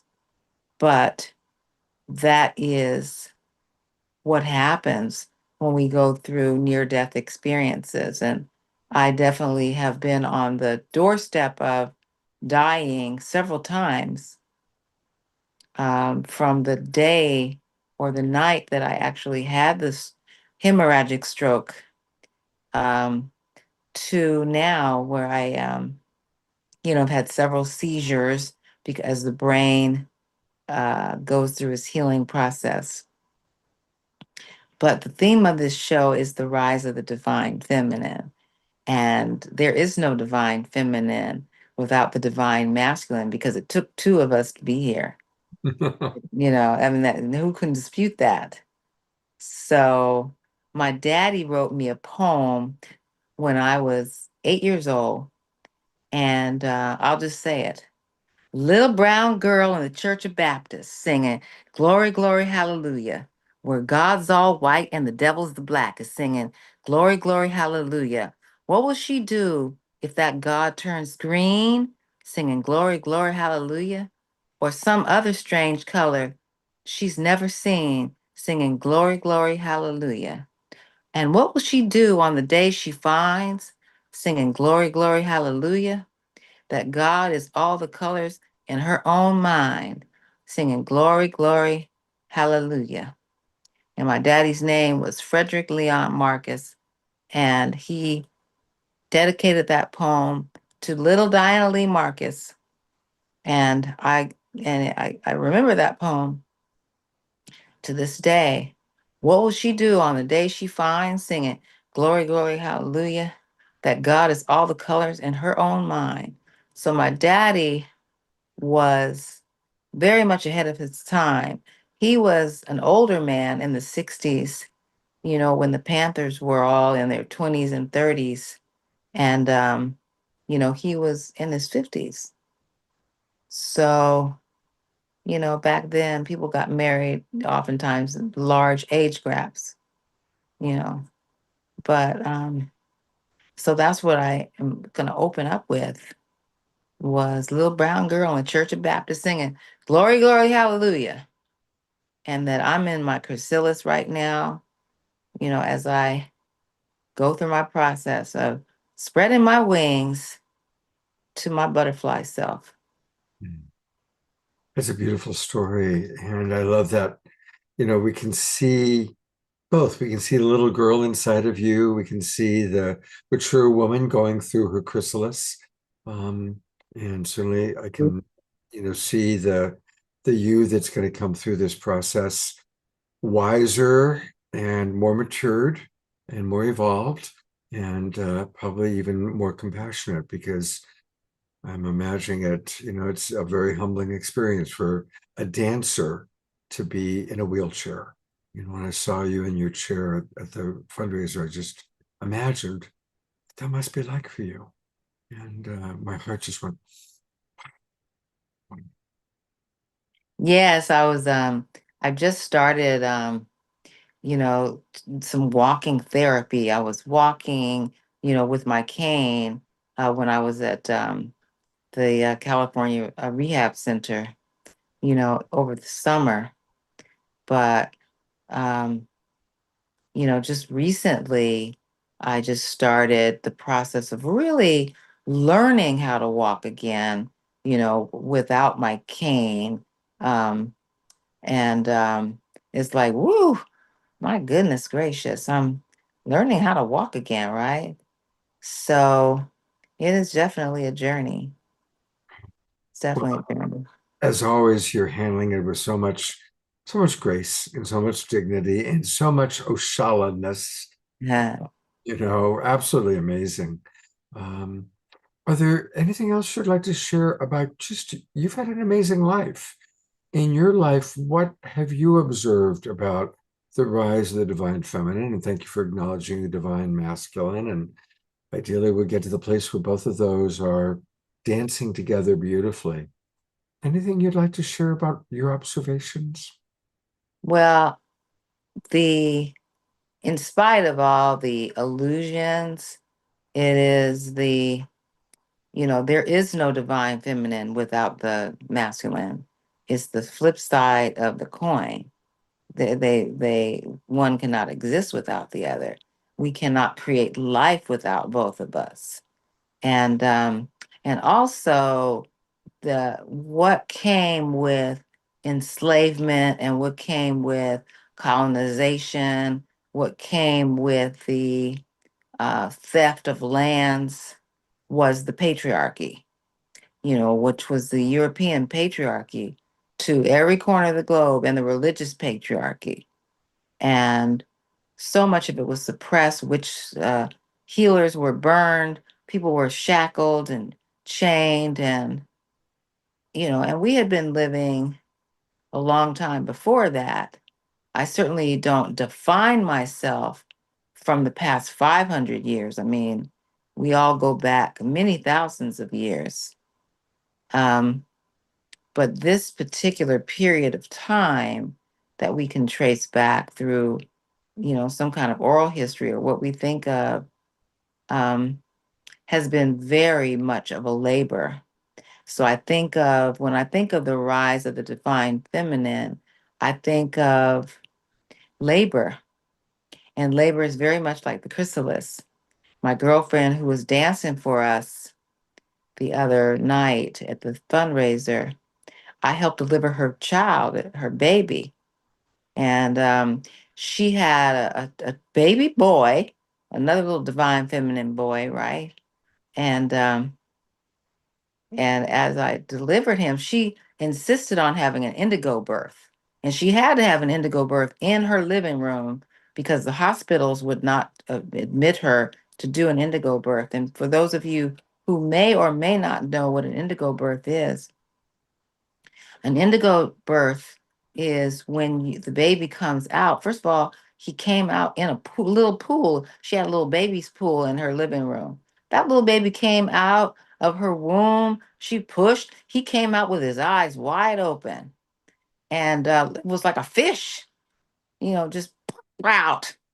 And so as he came out, I was like, I held him, and the umbilical cord in an indigo birth stays attached. They don't detach the womb. The umbilical cord has to come off naturally. So I was with her, carrying little Esau around while she's walking around, and then when I finally left, I left them on the bed. Her mother left.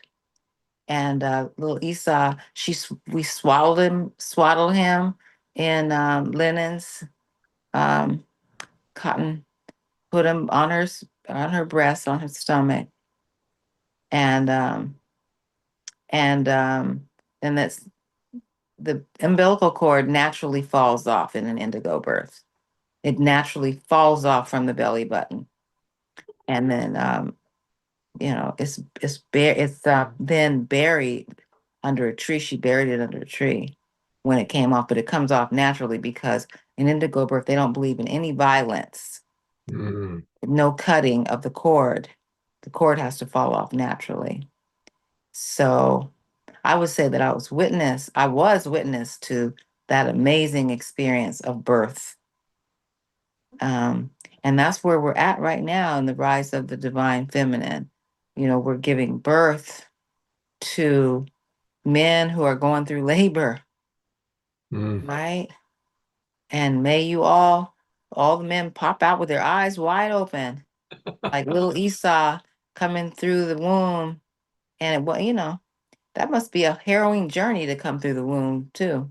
Absolutely. You being squeezed out of a little hole. The baby might want to go back up. It's like, oh my goodness gracious, where am I coming to? But when you get birthed into water, you are just like, wow, kind of feels familiar from where I came from, being birthed back into water. It's a beautiful analogy, Oshala. I love that. Thank you. Thank you. I want to, first of all, thank some of the people who are already donating. We're going to take a look at her GoFundMe. And it's really easy. If you just go for those of you watching on Facebook or YouTube, Sorry. If you just go to GoFundMe and under the search bar, under the little search microscope there, just put in Oshala and boom, it pops right back up. Yeah. Thank you, Joyce Harris, who has donated. Thank you, Mr. Anonymous. Thank you, Joyce. Thank you, Mr. Anonymous, man. And I'm going to donate myself right now. Just remind people this is how you do it. Just put in the amount, show the card you're going to use. Now, there's an important thing to do, which is when you kind of go in there, oh, they've changed it. You can donate monthly if you want. You do not need to put in the 5%. You can change that if you want to. And so I'm going to click that. Oh, here it is. See this little toolbar down here? Now they've got it set at 17.5% donation to GoFundMe, but guess what? You Oh my can take God. it all the way down to the end so that all the money goes to Oshala. And that's what Oh, that's nice. You know, I haven't even looked at that.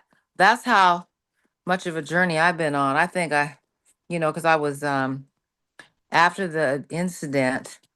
Oh my goodness. After the incident, I mean, there were so many aspects of this journey. I feel divinely blessed. There's a saying that too blessed to be stressed. right. There were just too many things. Now, I will say this: 85% of people who have strokes have ischemic strokes, which is a bust to the blood vessel. And 15% of the population that have strokes have hemorrhagic strokes. I had a hemorrhagic stroke. And out of that 15%, only 5% survive. Wow. So I'm one of the 5%, y'all. That's Only that's 5%. that's my Oshala. That's you.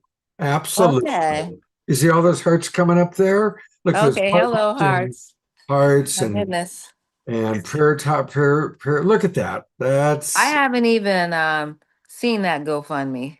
Someone one of my friends said, "Oh, you're doing well." The first chunk came in when it first happened, and I really needed that money. So, the big chunk of it came in because I was in the hospital for 6 weeks. I was in the emergency, and then I went from the emergency to the cardiac ward. From the cardiac ward, I had to get special. My phone is tripping. Hold on. I don't even know what I'm doing here. you're Uh, doing great. okay. Yeah. I Yeah, we went from see you the. just fine. We see you just fine. Is that Ozzy? We see you. We see you. You may not be Okay. yourself, but we see you. And Oh, it's kind of crazy. yeah. All the technology. So I've not turned on my computer. I was in my hospital bed trying to work with the phone. That's about as much. Did not watch. I knew what was going on just because it's hard you know, to not. But all I listened to was, different music. There was this song called We Are Healing with the Earth. We are healing with the earth. And I was like, yeah, we are. So I think that those of us going through severe trials and tribulations like this are healing with the earth. That's how I kind of stayed in that zone. And it was just crazy. Yeah, it just from a ego point of view, my goodness, your ego surrendering. You got to just like a woman going through birth, you got to give up all that vanity, open up your legs. Everybody's looking in there, as the baby pops out. I had to, first of all, I couldn't, I couldn't walk. I want to get up and walk to the bathroom. And in my mind, I'm, can just jump out of my bed, but couldn't jump out of my bed. So, a couple of nights it was like I had to pee. And I just was like, I gotta pee. So I threw all the covers off my bed, like, ah. And they have this little thing called the Sarah Steady, where they come and you get on this it looks like a little chariot, and so you get on it and they wheel you to the bathroom. Oh my goodness. But I had to get approved to be in even that rehabilitation hospital for 6 weeks, where I had therapy. And when I first started walking, I looked like Frankenstein walking because my legs wouldn't bend. It was like, oh, but my arm was hanging down. My left arm was like a gorilla's arm, like 20 pounds. Wow. It was heavy. My whole left side was heavy. It just says, but I'll tell you one thing. I haven't, I really, first of all, you gain deeper compassion. I have compassion for all my students who I tortured, one more set. Go on, one more set, everybody. I just have so much compassion for people who are in pain, even if it's at my hands in my class, Mhm. right? Um, Oshala, I so love you, and we're already 25 minutes over, so I'm going to okay. move us forward because we still got a lot of show left. Oh, I see. Okay. Yeah. I'm good. I'm ready to go to bed, Scott. So, Well, I thank you for staying up with us, and everyone, yes. please donate. Again, if you go to GoFundMe, just pop in. You'll see, the GoFundMe place, and let's all really jump in, even if it's only $5, just so she can see what Every bit is appreciated. All the every bit is therapies that I have to do to get out of this is very valued. So all of you, bless you, light and love, and may you sleep well too tonight. Thank you, So Oshala. Love thank you you, so much. Scott. And we'll have you on hopefully in a couple months to When I'm walking again, right? exactly. Okay. I love you, and Sue and I'll be texting as we do. We've been texting this morning. Yes. What a blessing. Thank you. Scott sends me like a little heart every morning or a sunset or sunrise and says, "Good morning." So that's how we've been communicating for the past few months. So thank you so much, Scott Blue Star. Love I you love you much. so much. I love you, Peace. Oshala. Peace. My friend. Peace out, everybody. Isn't she extraordinary? She's just Yeah. extraordinary. I'm going to go to gallery view. Let's all just send maximum grace, prayers, maximum grace for Oshala to have the perfect recovery, and for us all visioning her dancing again, doing yoga again, and coming through that chrysalis as the most beautiful Oshala butterfly imaginable. Amen Ra. Peace and blessings to you all, the tribe, the global tribe, right? Global One Peace love. Tribe. Absolutely. Thank you. Well, we're going to go from one amazing, powerful woman back to another powerful woman that we saw a little bit earlier. And of course, it is our beloved Antoinette, and I'm looking for her. There she is. So Antoinette, she's going to introduce some of her friends, some of the Divine Mother's Love cadre, her passe, if you will. And welcome back, Antoinette. And how you doing tonight? Are you enjoying the show? I am loving it. I was like, come on now. You started off with a bang. I really, really, really, really love Connie. I was looking for her. I can't believe she run off before I even get to talk to her about my girls in Africa. It's like, come on now. I got my girls in Kenya and Uganda, and we need you. So don't run away. Come back. And Dan and Diana, that was really, really beautiful and powerful. Diana, I swear to God, you was just looking dead at me, you know. And I was feeling that energy and everything because I mean, we're resonating. We are resonating so much with what everybody is saying. And it's funny because the guys, just like the same thing. I have a gentleman here. I don't know if he's awake or not, but I've been doing the same thing too because I was like, I'm gonna need you guys to help me with the other guys. And there's a lot more guys out there that are stepping up. I mean, it's crazy, but really and truly, I'm seeing a lot more men stepping up into the rise of divine feminine than I'm actually seeing with women. Even though the women are getting tapped, they're getting tapped all over the place. But it's nice to see that the men are getting tapped too. Yes. And it's happening. I mean, we can't ignore what is happening with this divine feminine rising on this planet. You Mhm. know, so We thank love you guys. seeing what you're doing with Pato. Yeah, It's so yeah. amazing. So Yeah, thank blessings to you. Pato. Yes. Yes, keep up the great work and Thank you. everything. And Eden, girl, that song is fire. My girls need that one. She rises. Like it's funny because one of the girls that we're supporting her program is called Raise Her. So it's like she's rising, and then we got Raise Her. It's like that's almost like a theme, for all the women and everything. Because yeah, it's happening. It's time. That's beautiful. I put the song on my playlist, so I'll make sure I rinse it out. And now, Nikki, you heard that, Ione. We got to do that. We got to get those 1,000 plays. So let me go ahead and introduce two of my girlfriends, that is part of Divine Mother's Love. But Divine Mother's Love is actually a lot of women all across the world, so it started with me and Eshna. And now I've also got Ione, who's joining us, and Nikki Black. And these women, they work with me. They're in our ministry, in our Edention Ministries with Pato. And we decided it's like, let's start our feminine version. I've been, working in this ministry for a very long time with my husband. But ever since he said, make the Mother Spirit your jam, I'm like, all right, she's my jam now. So I was like, let's go full force. So we're coming out full force this year with the Divine Feminine Rising. And these two ladies, they're both singers. They're both entertainers. They're both students of the Urantia book. And they also work with me with doing a lot of women's empowerment with Ubuntu. So Ione, I'm going to go ahead and just let you begin about, what your feelings and thoughts on this Rise of Divine Feminine and what we're doing. Yeah. You're muted. All right. Of course. Greetings, everybody.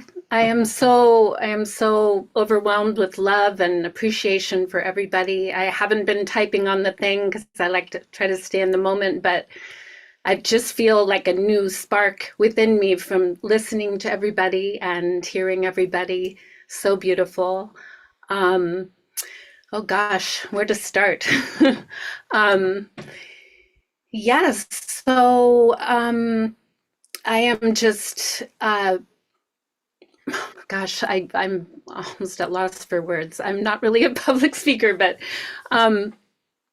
so yes, we've been behind the scenes a little bit with Antoinette, building the Divine Mother's Love. Before that, I have been a student of the Urantia book with Pato and Antoinette. I knew Pato first and then Antoinette, and now we're all big family all together, and Nikki recently. Listening to everybody's stories and the how they all intertwine, no matter what words we're using for the Divine Feminine, for the Christ energy, for the Father, the Mother. So many different words to describe this beautiful energy. In the Urantia book, there's the Eternal Father, the Eternal Spirit, which is the Mother, and the Christ energy, which I believe the Holy Spirit in the Trinity is actually the Mother energy that was, they didn't want the feminine to be a part of that Trinity. So that word was taken out and the holy word put in there. That's just my intuitive feeling. So yes, when I started reading the Urantia book is when all of the studies and travels I've done of all the religions and all the places in the world I've lived kind of came together with that knowing of the mother energy. And according to the Urantia book, at a certain point in time, the Christ sent out a proclamation of equality to the universe, that the mother was equal, the universal mother spirit, our local universe mother spirit, not the big eternal mother spirit. Because I know someone said something with the Sophia, there's like the grand one, and then there's more like the local, which is in us, that we have direct access to. So our universal local mother universe spirit and the Christ work together to create us and this planet and this local universe. And there's other Christs, other places with other universal mothers creating planets as well, but we are here.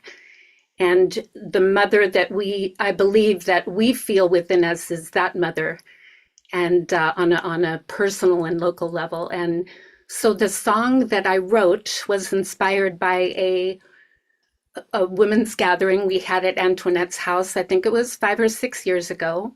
And when I wrote this song called Mother Divine, and it is kind of based on Urantia book teachings and my own personal experience of the mother. And it's such a blessing so much to talk about. Such a blessing to hear everyone and just to feel more re-inspired with everything I'm doing and everything we're doing in Divine Mother's Love. So that is the foundation of of this video, which I did with Antoinette. Pato Banton was the videographer. We did this out on, this is part of your land, right? Solania, this is part of your land, right, Antoinette? Yeah, this is so Yes. we have Edentia and we have Solania. So Solania was the voice in the garden, telling Adam and Eve, do the will of God. Don't get off track. Don't do your own will, do God's will and stuff. So Solania was that voice trying to keep them on track. And then Edentia is where we have the 31 acres of land where we're building the Eco Village and Spiritual Retreat Center. So let me go ahead and get this. So Go ahead. I wrote the music and lyrics. I had someone else perform the music. I did write the music on guitar. Antoinette also has contributed to the song. And we just had a great day making this with Pato filming us. It was a beautiful day and it was just very amazing. Awesome. All right, let's check it out. Mother Divine, the Mother Spirit.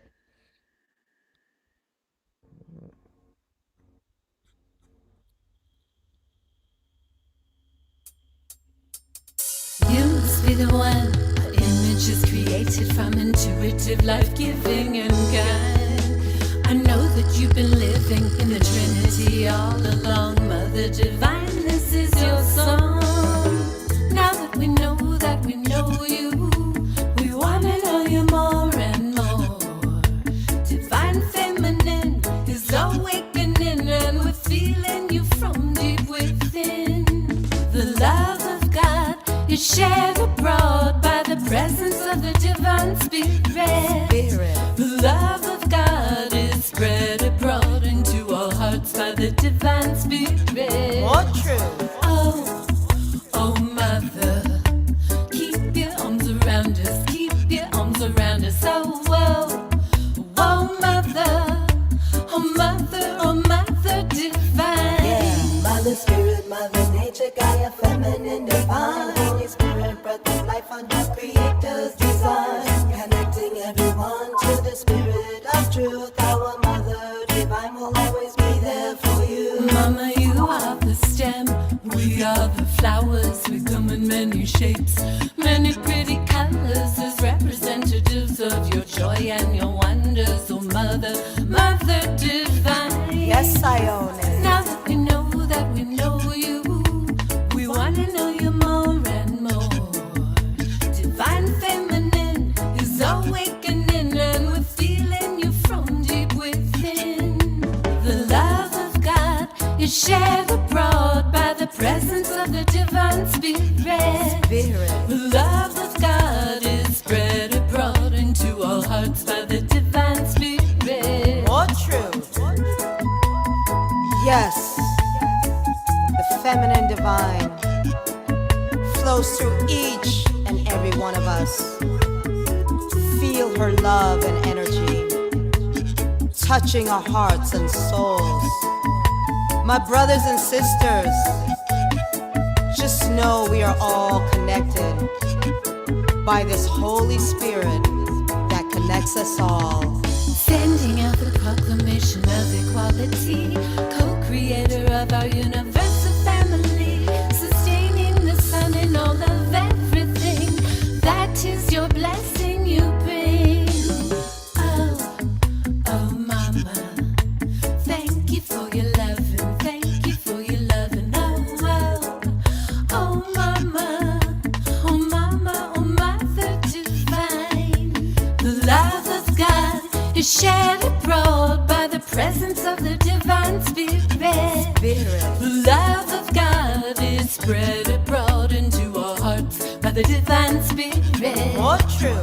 We all come from the Mother, and to her we shall return like a drop of rain flowing to the ocean. Yes, our Mother Divine will always be there for you, connecting everyone to the Spirit of truth. Mother Spirit, Mother Nature, Gaia, Feminine, Divine. Holy Spirit, breath of life under Creator's design.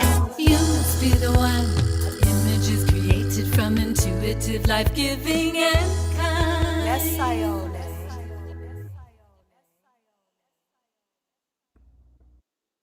All right. All right. That was awesome. That's a really fun video. I just want to say that's a lot of We fun. we have a good time, and after the conscious life, like I said, we're organizing another Mother Spirit hike so we can all get grounded on the earth and just connect with Mother Earth. I don't know who said it earlier, but I've been saying that heal the mother, heal yourself. So that's a powerful thing. Now I'd like to bring on Nikki as well, because where's Nikki at? Because Come we love on, Nikki. come There she on is. down, Nikki.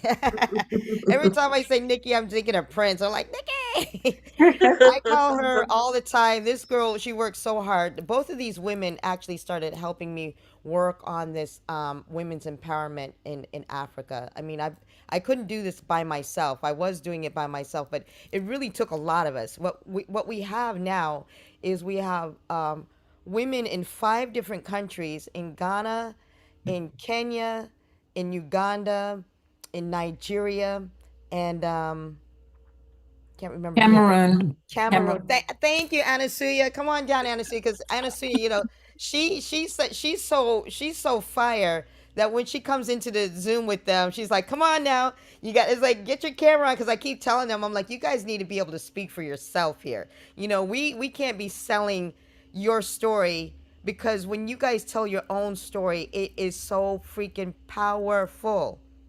It is powerful. These women have been through hell and back, and it's just amazing when you sit there and watch and witness their strength, of what they're able to achieve and what they're able to do.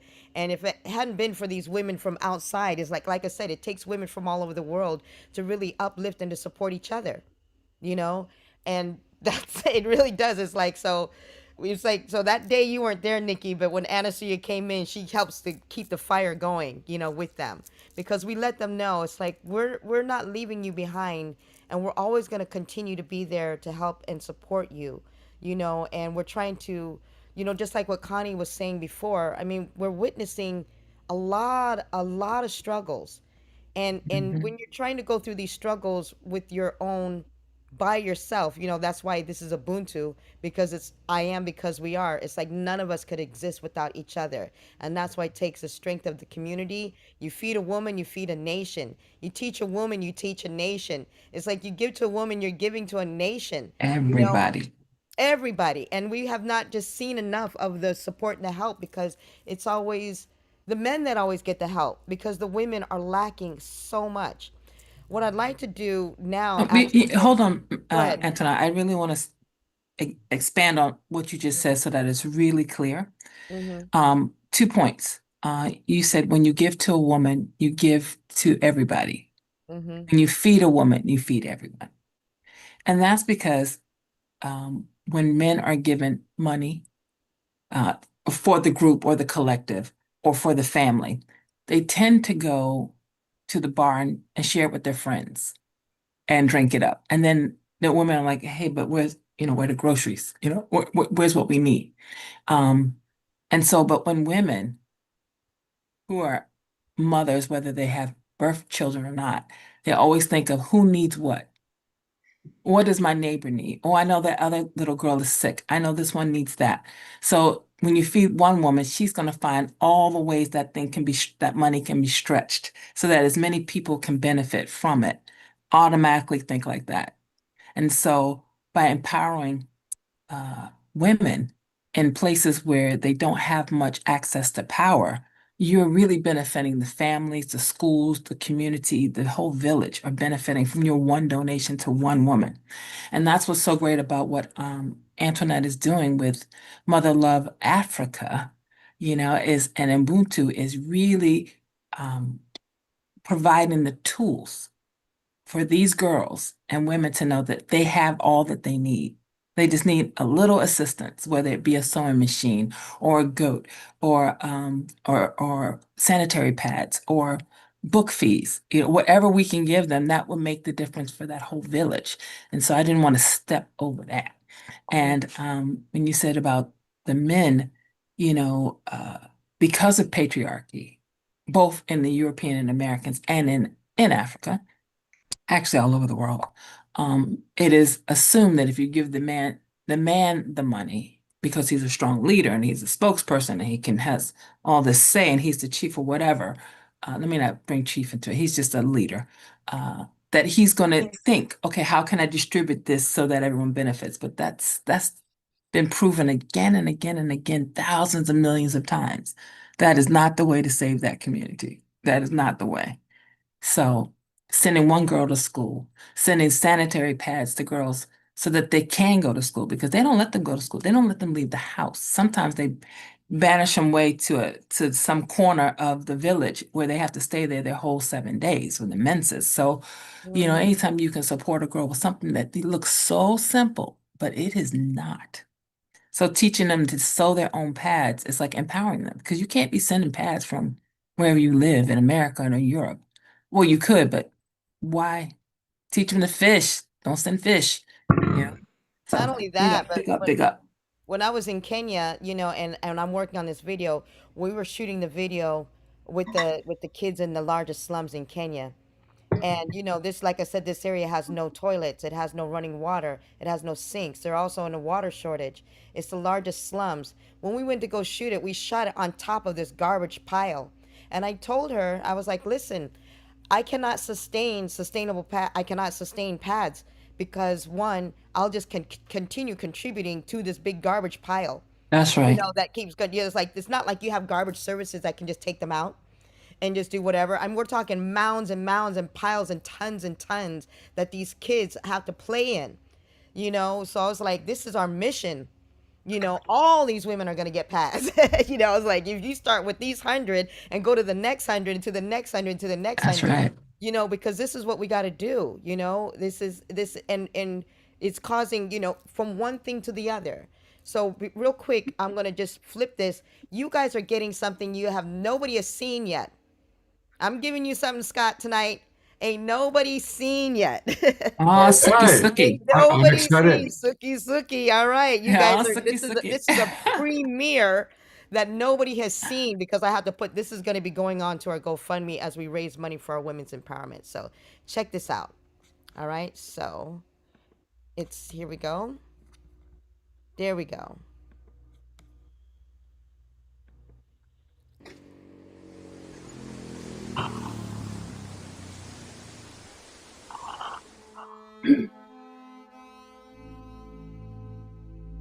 Greetings, my name is Antoinette Rootsdata with Ubuntu International. I'm here to talk to you about Ubuntu Women's Empowerment Program. This program was designed by African women of the diaspora and women on the continent of the motherland. It is a project created and designed by women, supported by women, and led by women. Jambo, kwa majina naitwa kwa jina la Shobole Badesire Mandela. My name is Emanuela Shobole. I come from Native Valley refugee camp, but originally I'm from the Democratic Republic of Congo in Bukavu. In places like Naka Valley Refugee Settlement and villages across Uganda and Africa, menstrual pads are expensive. Every month, girls miss school, not because they lack intelligence, not because they lack ambition, but because they lack access. Girls have missed days, weeks, and sometimes even longer periods of school simply because they do not have menstrual pads. This is not a small issue. This is about dignity, and dignity is a human right. We started working with Mama Antoinette through Raise Her, which advocates for women and teenage girls in the camp. While working with her, she gave us a chance to say what we would like her to support us in that was very long-lasting. We gave her a project that we were in need of, like sanitary pads, but we didn't have any idea how that was going to happen, but we were hopeful. Most disposable pads are plastic-based, and there is no trash collection. So what happens instead is piles of garbage scattered throughout communities, creating environmental and health challenges. The Ubuntu Reusable Pad project was created to address both dignity and sustainability together. Reusable pads provide long-term access, reduce environmental waste, and allow girls and women to continue their lives without interruption. The first training started on June 8th, 2025, when we came to Grace Villa in Kabale and began the training. The time we spent was not enough for us to learn everything that is needed for us to go out into the world and start teaching our fellows. So Aunt Antoinette proposed that we should come back to Grace Villa and upgrade our skill and learn more this time and be able to go out into the world and teach our colleagues. I'm very grateful for this chance to come to Grace Villa and happy to be here. Here at Grace Villa, I have learned many skills, not only making pads, but even how to live with others in the community. These pads we are making are not only for us, but also for the community that we're going back to, which is Nachi Valley Refugee Camp. It will help me and all the women, and it will be helpful to the ones I hope to share the skill with. Reusable pads means girls no longer miss school, women no longer miss work, and daily life no longer becomes to a stop every month. This project allows women and girls to live fully, participate fully, and thrive in their communities. Thanks to Auntie Ruth, Mama Antoinette, Papa Pato, Alina, our teachers Joy and Teacher Justin, and all the Divine Mothers. May God continue to bless you. Together we are one and make one family. Thank you very much, kids. You people, from the young person to end, all of you have love. They don't see, even if they come from school, you are sleeping, they don't care for them, they come and they greet you. That is the love that we want. And we want that. Because the time I met with Mom Antoinette, I was a person that I had no happiness in my life. But because of him, he was just giving me people, training me, counseling me. We people will travel with traumas. If I start telling you my life until here I am, you can get one else. But I thank God because I'm meeting people who are changing my life day by day. Thank you so much, Teacher Joe. You are a good teacher. Since when we started up to now, I have never seen something bad that has annoyed me from Joy or tell me a teacher is a teacher, but I don't get Joy as a teacher. But still I get Joy as my sister, a person that can give me something that will help me tomorrow. At this time I'm making parts, but tomorrow I'll make other things which will be greater and grateful to my life. I'm not training me as myself, but I'm training my knowledge, my skills, my everything that I'll do tomorrow. Thank you very much. Hi everyone, my name is Yaira.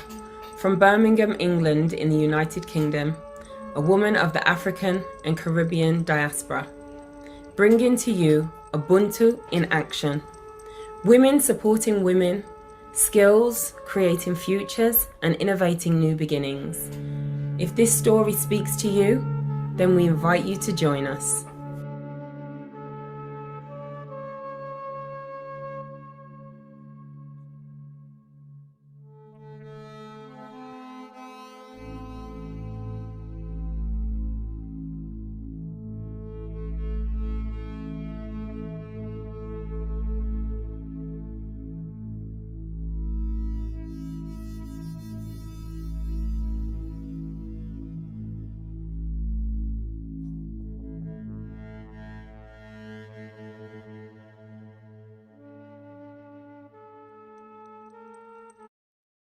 All right. Wow. Congratulations. That's powerful and beautiful. Yeah.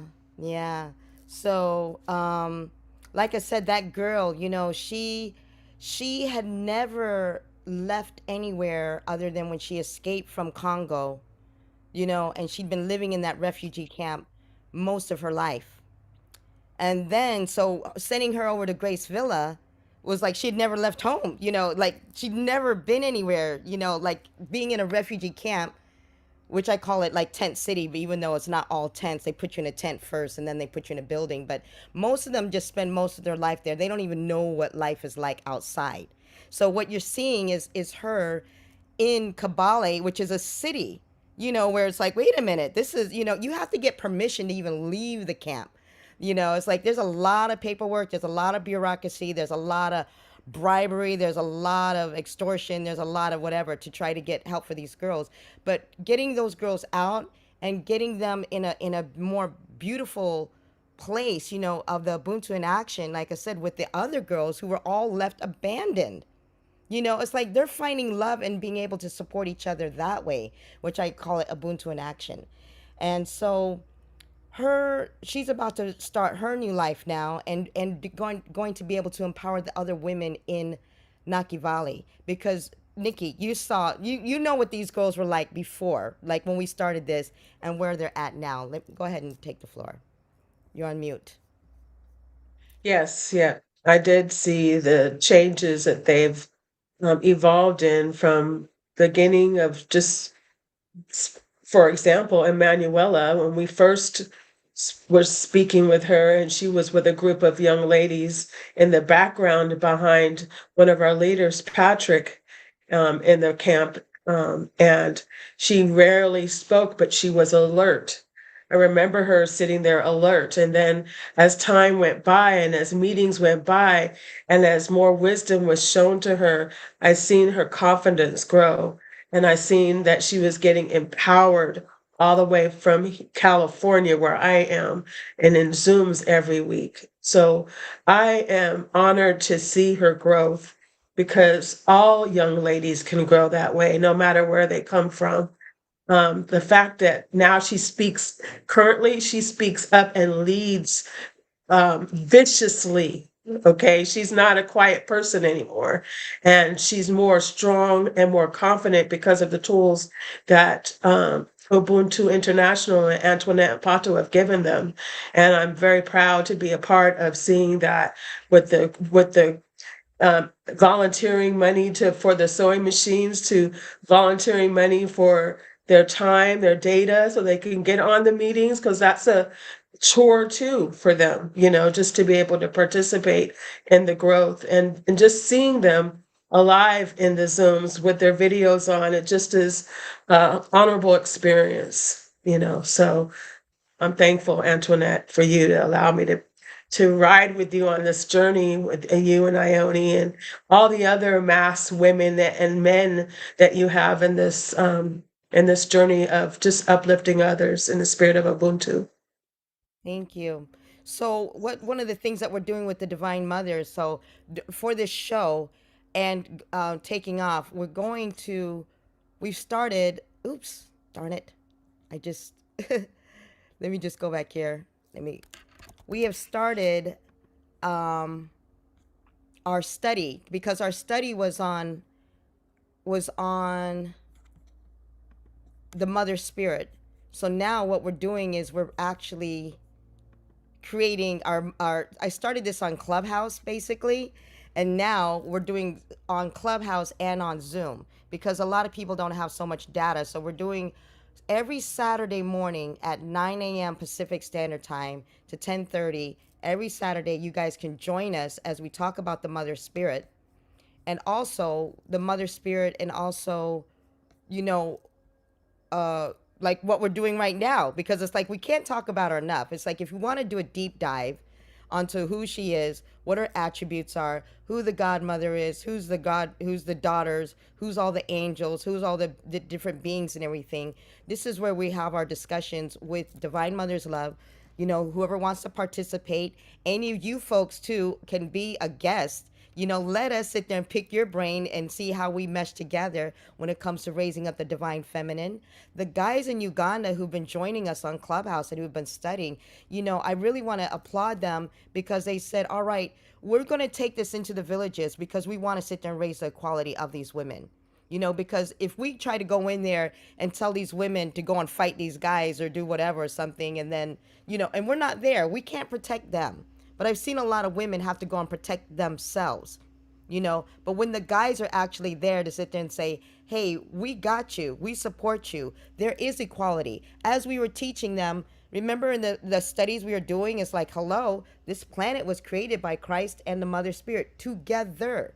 They could not have done this. Planet would not be around without the two of them together.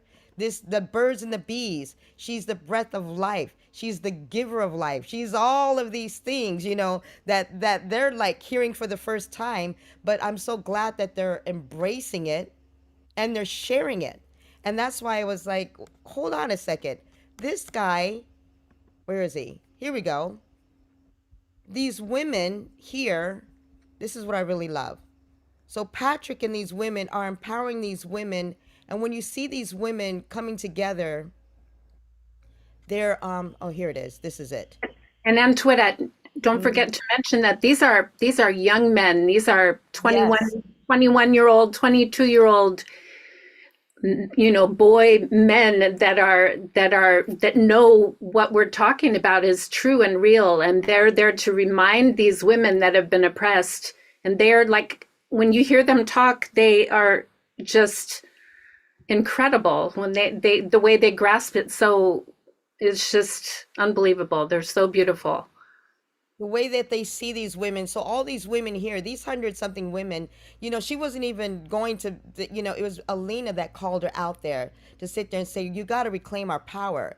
We're praying to God to reclaim our power as divine feminine, you know. And I'm so proud of Patrick because he organized all these women. They looked at him, you know, to sit there and say, how can you help us?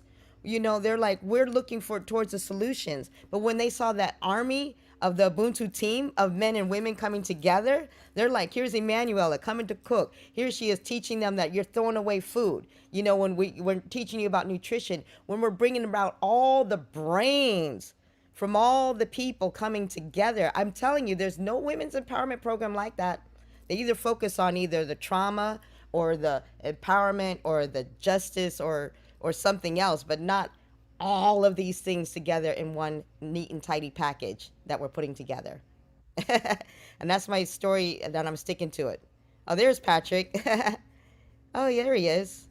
Patrick, if you turn on your camera, we'll bring you on so you can. Yeah, Patrick. Where are you? Oh, I'm looking for him. Okay. Yeah. Hi, everyone. Hi, Patrick. Hi, Patrick. Can you turn on your camera so we can see you? Yeah, sure. Well, that's the picture of the baobab tree. I don't see you.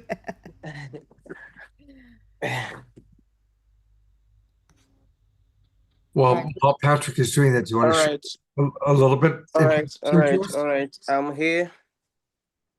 There he is. Hello. So, greetings, family. Greetings, everyone over there. I'm so humbled, so happy to be here.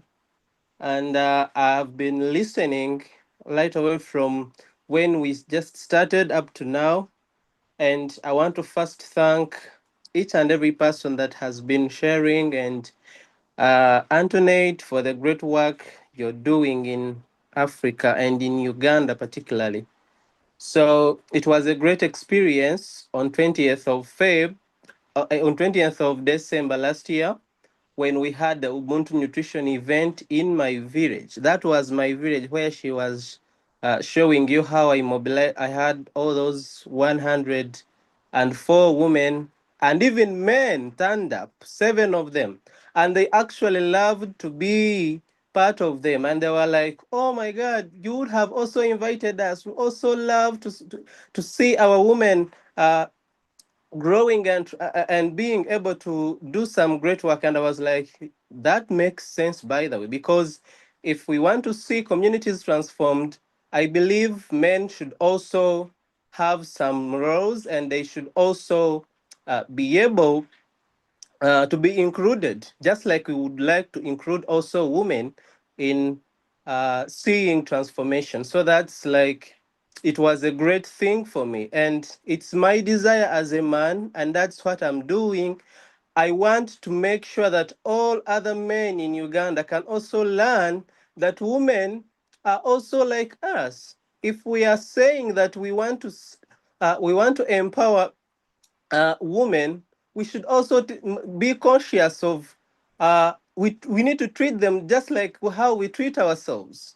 So it can't make sense to me if we cannot value other people just like how we value ourselves. There is nothing like, I am bigger than this one. In the entire creation, the intention of having two creatures was to co-create, to share responsibilities, not to compete. So the mother spirit does not operate alone. She has the companion and they share responsibilities. Where she cannot manage, the Christ Michael is always there. So that is something that I would like to borrow and bring in Africa. And that the people you're seeing, it's a movement, and I've already started. I haven't married, but I have faith that by the time I go to marry, I think I will be a man that will value women, and it's my desire to see them being empowered. And Ubuntu International is making it possible. Already, lives are being transformed. Thank you. Communities are being empowered. And I cannot really find enough words to thank them enough. And as as I always say, the time that I am remaining with here on earth, I want to see thousands of lives of women being transformed. The narrative has to change, and it has already started. And I'm not gonna give up. And I have faith that we can all come together to make sure that the divine feminine can also be raised again through our men. Because what is the reason why the divine feminine has not been raised? To me, I think men have lost something. Like they've forgotten that these are not just creatures. We are all equal. We need to all be seen and appreciated. So if the mindset is changed, I think a lot shall change around women. If the mindset of men change towards how they see women, for example, here in Africa, women are seen as people who are to do all that work.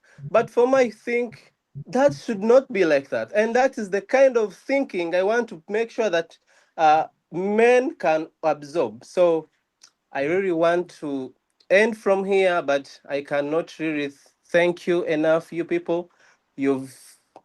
I'm 25, but I have faith that God shall give me more courage, since I have people who are mentoring me very well, who are nurturing me. And above all, I have God who is guiding me to make sure that I bring transformation in Africa. So that's all I can say about the work we are doing here in Uganda. Thank you, everyone. I really love and respect you so much. You're so amazing, Patrick. Yeah, we love you, Patrick. He's one of our best students, too, of the Urantia book when we do our Mother Spirit studies. So when we go back in April, he will be doing a presentation on the Mother Spirit to the other Urantia book readers there. And then we're also going back in July. So a group trip. So people who want to start coming with us on our Ubuntu tours, you guys are more than welcome. We will take care of you guys. They will take care of you in Africa. And we will be totally safe because God is with us, you know. Thank you, Scott. Thank you so much for having us on here today. Oh, yeah, Nikki. We need Nikki's song. All right, Nikki. All right. All right. So before I sing this next song, I just want to say this.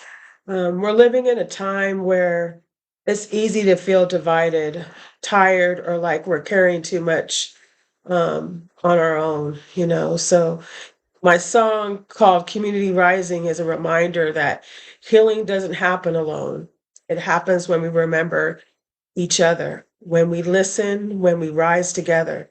So as you hear this song, I invite you to breathe, feel, and let yourself be a part of something bigger than just my voice. This song is called Community Rising, and I'm going to sing it to you a cappella tonight. And here I go. Hey, yeah, hey, yeah, AI, yeah, hey, yeah. The world is changing, trust me. It's a thing. People want to go backwards when we should go forward. Get ready to plant your seeds. Get ready to plant your seeds. All we need is unity. All we need is you and me. Community rising, rising. Community rising, rising. Community rising, rising. Community rising, rising. Community rising is in our hands. Strength in numbers across the lands. We need to plant those seeds. The future is bright. In this old world, we must unite. Community rising, rising. Community rising, rising. Community rising, rising. Community rising, rising. Mother Earth is working. She gives us everything. But we choose to ignore her, so climate change begins. Get ready to plant those seeds. All we need is unity. Get ready to plant those seeds. All we need is you and me. Unity, unity, you and me. Just believe. Plant those seeds. Positivity is all we need. Trust in Jah, just believe. Community rising, rising. Community rising, rising. Community rising, rising.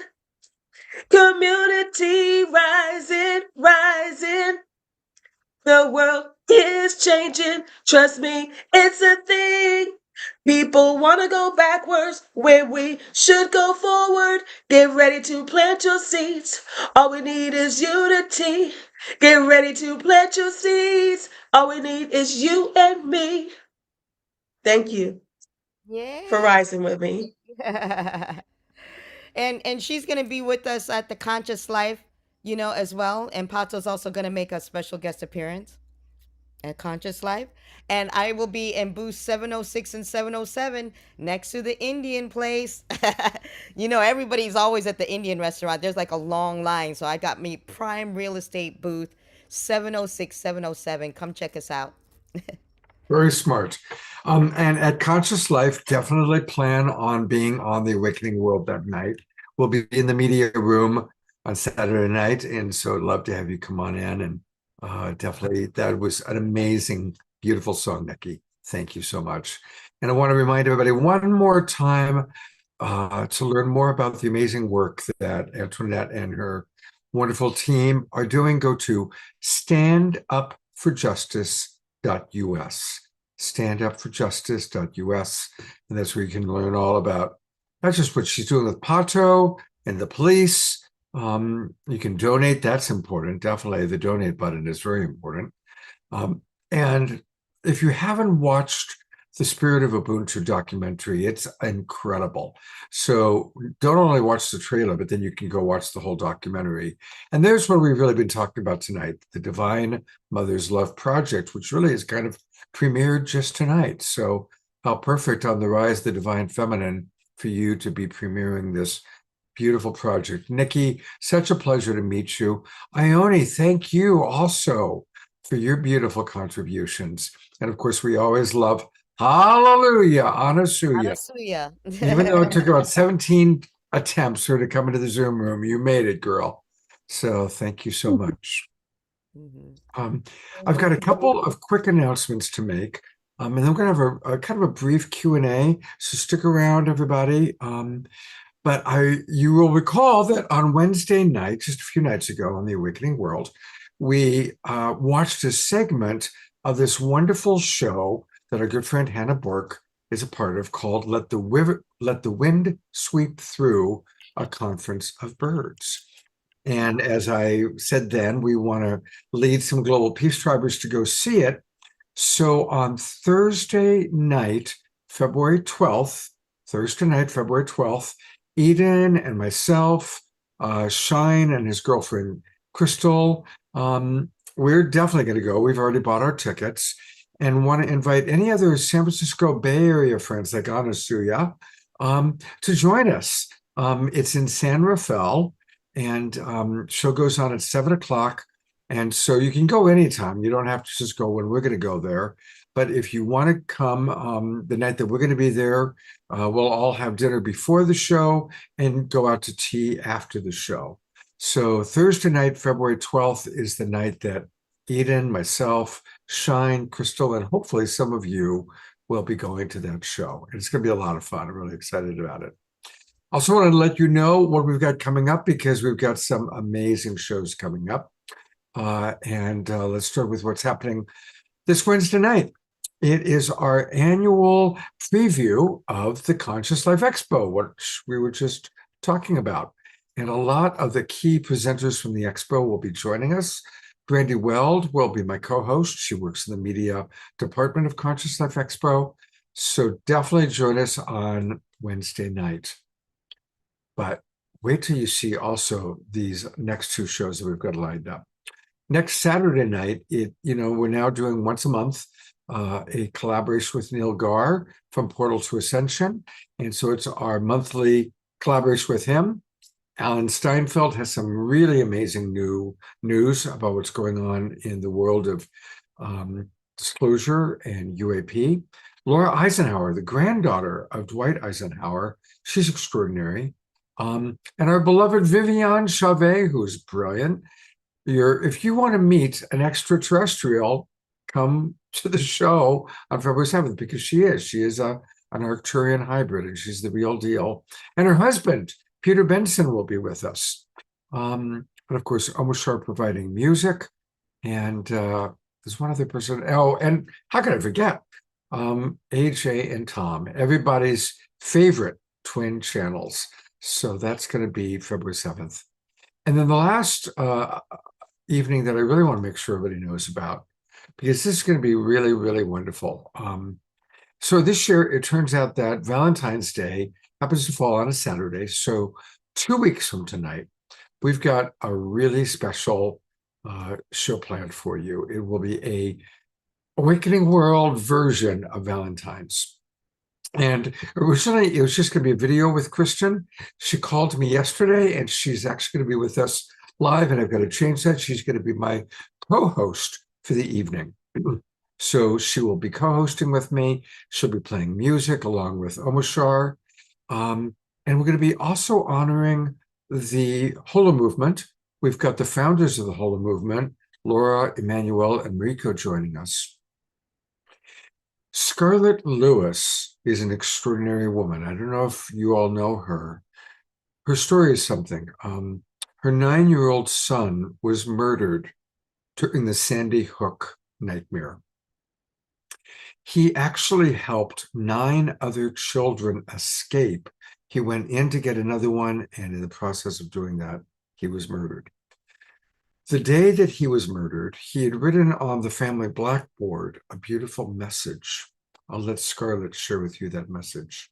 She has since founded a beautiful nonprofit organization dedicated to love. She's going to be with us live. Her story is amazing. So we're really going to be celebrating love in many different forms. And one of those forms is, you remember Liam and Heidi? Liam, of course, just had a heart transplant. Heidi is his beloved. They're also going to be with us. So we're going to be exploring love in many different forms on Valentine's night. So please join us. And these are all great shows for you to invite other people to. And that's really what I ask everybody to do. Invite your friends to some of the shows. Have a house party. Invite people over. That's how we can grow this wonderful thing that we're doing called the Awakening World. So we're going to wrap up in a moment, but I want to let me take a quick look at the agenda and make sure that I'm not forgetting something. I have a feeling it's time for an Omoshar song. It is. I got that right. Thank goodness. All right. We need a little bit of music, although Nikki rocked it. But it's... I love Nikki's voice. Nikki, you rock. And that powerful. I'm really glad you got to do it a cappella. I mean, really. Me too. Because I could really feel you. Thank you. Thank you. Yes. Oh, well, here we go. Let's ixnay Eric. So, my dears.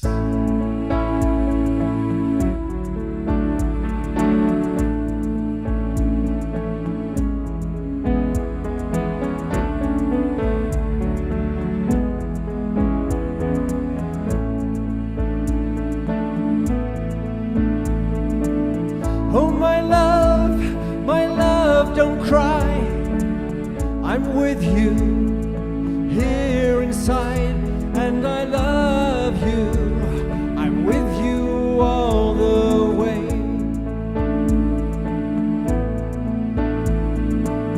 Oh, my love, close your eyes, rest a while, realize you're so very loved all the time.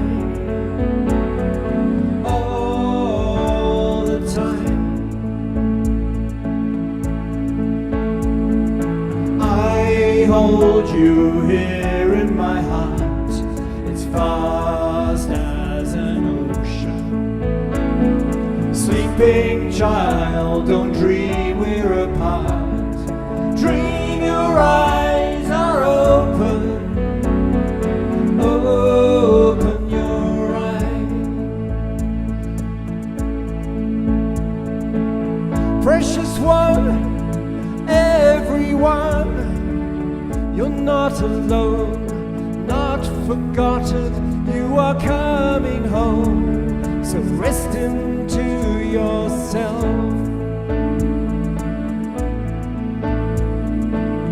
You're the one I'm waiting for, I'll patiently wait at your door, and when you are ready, open and be free.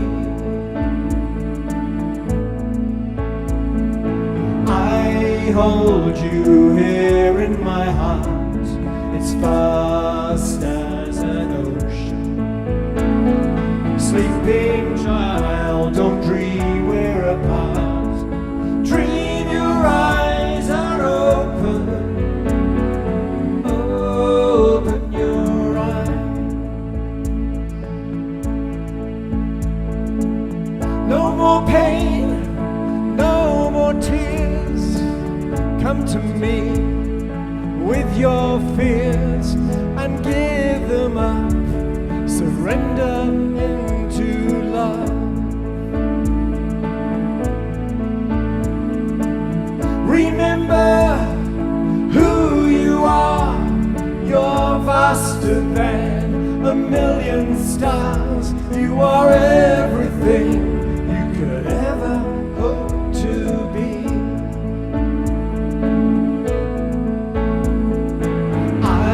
Hold you here in my heart. It's vast as an ocean. Sleeping child, don't dream we're apart. Dream your eyes are open. Open your eyes. I hold you here in my heart. Vast as an ocean. Sleeping child, don't dream we're apart. Dream your eyes are open. Open your eyes.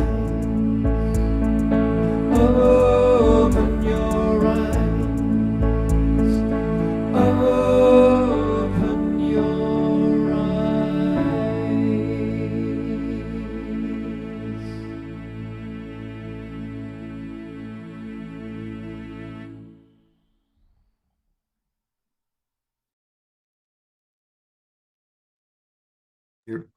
Thank you so much, brother. Patrick put it really well. He said, "Thank you, Omar Shar. This song is so emotional. I love it." It is, and thank you, Kathy Zavada, holder of the Divine Mother, your whole life, for writing that song.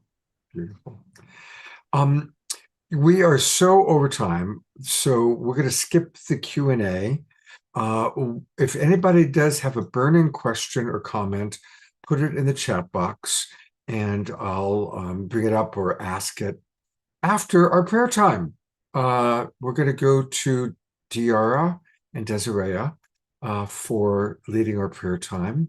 And then I believe Antoinette has a final closing video or song for us. Ladies. Beautiful, beautiful, beautiful. We have the capacity to keep our eyes open as we watch the world changing.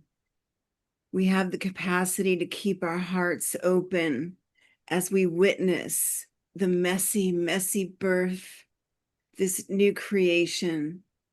And we know with the hearts and minds and the souls here tonight that there is hope. There is goodness in the world. There is truth. There is beauty. And we see it now. We know it is so. And we wrap and we spin and we send that out.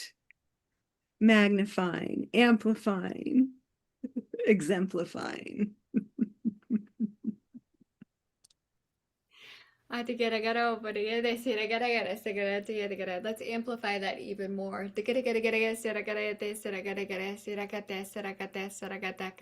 Expand the miracles we see every day. If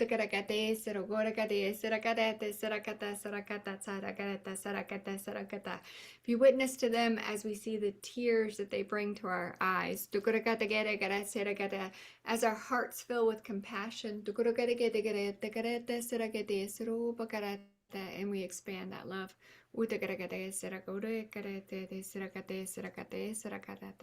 So much gratitude. Beautiful. And let's take a moment of silence now to send our prayers, anyone you wish to pray for, including yourself, the world.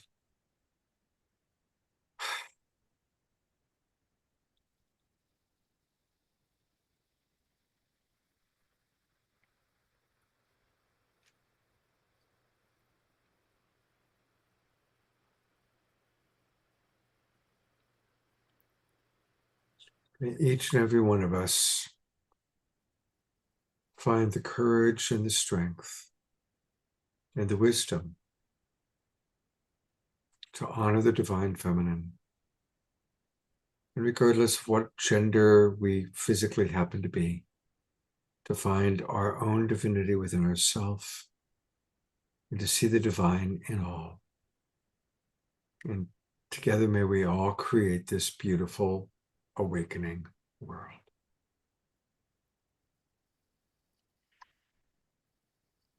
I see that Anasuya, hallelujah, has raised her hand. So perhaps she has a few words to share. Om Namah Shivaya. How's my prayer hands? But since I'm here, I will say that I thank you, Scott, for just really, even though it's not Women's History Month, that you are focusing on the eternal woman, spirit, the Divine Mother, who needs to be honored at all times, because that is how we lift the spirit, the frequency on this earth. And we don't need everyone to get it. We just need enough to create a tipping point that forces the evolution, whether they're ready or not. And we are enough to make that tipping point. And we just have to keep sharing and sharing her truth, her love, her compassion, her empathy, because love is truly love when you can give it to those who deserve it the least. And that's the mother's way. So blessings, everyone. Oh, thank you very much, Anasuya. Thanks for joining us. Well, I'm going to bring up our presenters that are still with us. Antoinette, thank you so much. And bringing up all sorts of amazing people. And speaking of amazing people, Dan and Diana, thank you for still being with us. And Christy Michaels, in the beginning, there was Christy Michaels, and it was good. And your friend Connie that you joined, that brought it, just amazing person. Thank you so much. and always our beloved Desiree and Diara. Oh, and there's that guy who plays music at the beginning and the end of every show. We sure do appreciate him. And I got one spot left, so there you go. We'll pop on a Surya in there. Thank you, everyone. Beautiful presenters. And before we carry on, I want to say hi to Dennis, who's tuned in. He tried to get in several times, and we had a problem tonight. And so you got in, Dennis. Welcome, brother. I think And you're thank- from. I think I don't know. Anyway, there it I want is. to thank Omar Shar and Diara for doing guard duty during tonight. It was a trip. We put out so many bushfires behind the scene, you wouldn't believe it. Yeah, there's However, definitely a lot of attempts to come back in. So- Thank you, Scott, too, for your devotion and to the Global Peace Tribe and keeping the conversation going and allowing for the expression that sometimes takes over the space because there's so much that wants to be said, so Mhm. much that wants to be spoken. So I appreciate your tolerance and your compassion for all of that takes to make us rise. Thank you. Blessed be. My pleasure, Christine. And also too what he did with Oshala, because the same thing when I was going on my healing journey, Scott was always there for me. That's and he right. was always, so anybody who's been on a healing journey knows that Scott is like the healing nurse, you know. He's always sending Saving the grace, love that's for sure. messages, sending the love messages, making sure your GoFundMe gets funded, you know, letting everybody know to support and get some help and everything. And I'm going to be bringing this Rose Mother blend that I made especially. You know, me and the girls have been making up our little creations for the conscious life. So I'm going to take care of you, Scott. All right. You Well, heal look forward to people. We're that. going to heal you too. You're going to love our Denture Wellness Divine Mother's Love products. I cannot wait. My God, that's going to be great.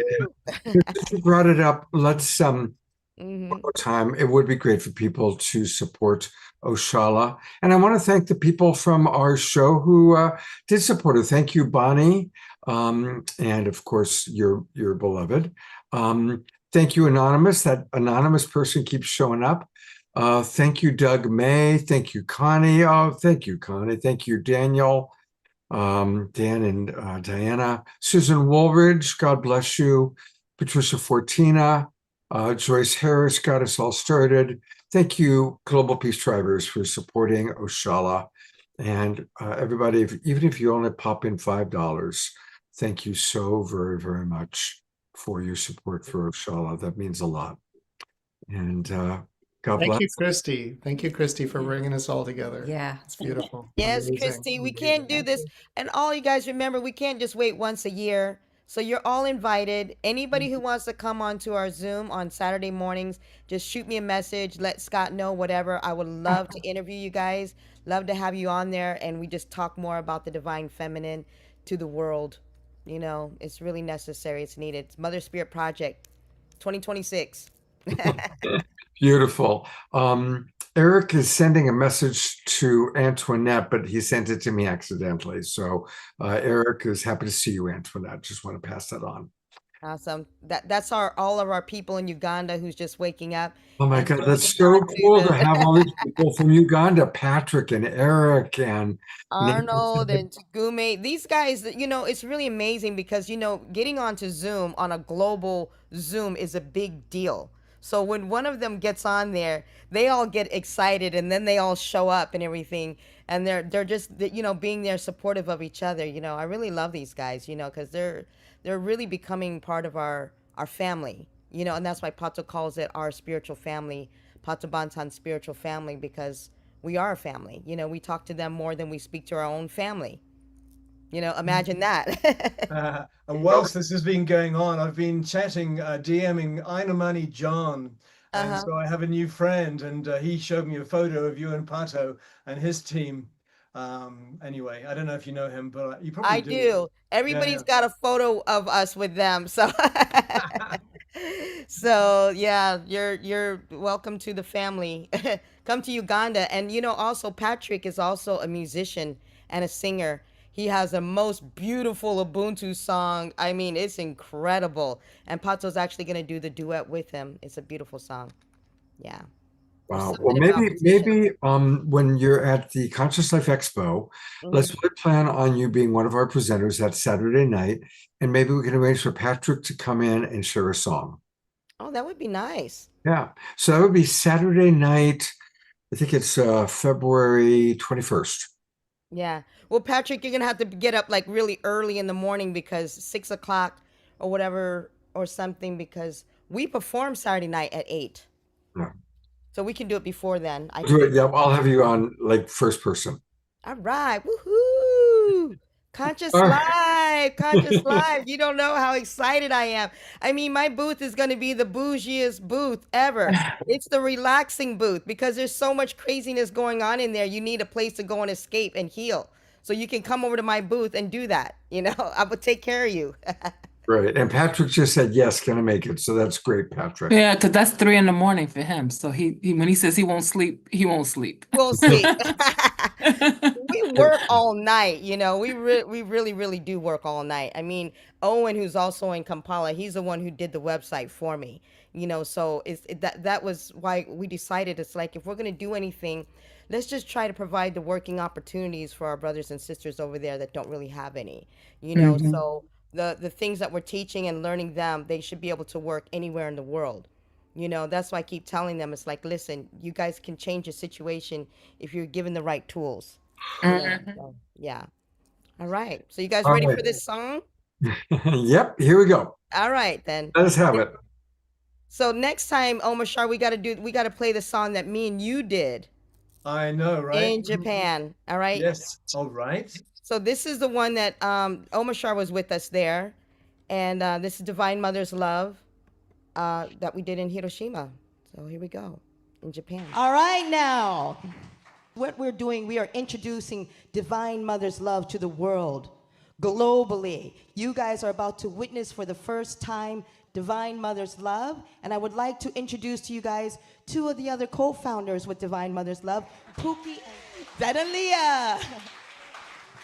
And I would also like to introduce Joan, mother of Ben, and Nina, also embodying the Divine Mother essence, and Summer Joy, who is our joyous ambassador, global reach outreach for Divine Mother's Love. Are you ready? Are you ready? Are you ready?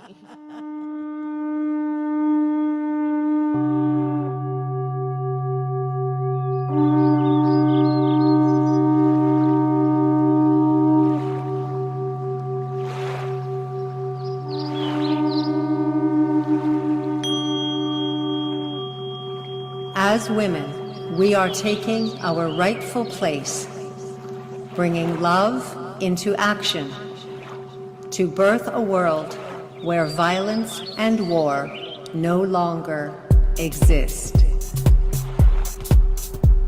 In responsibility to our human evolution and devotion to the generations ahead of us and behind us, we establish sovereign peace beginning now.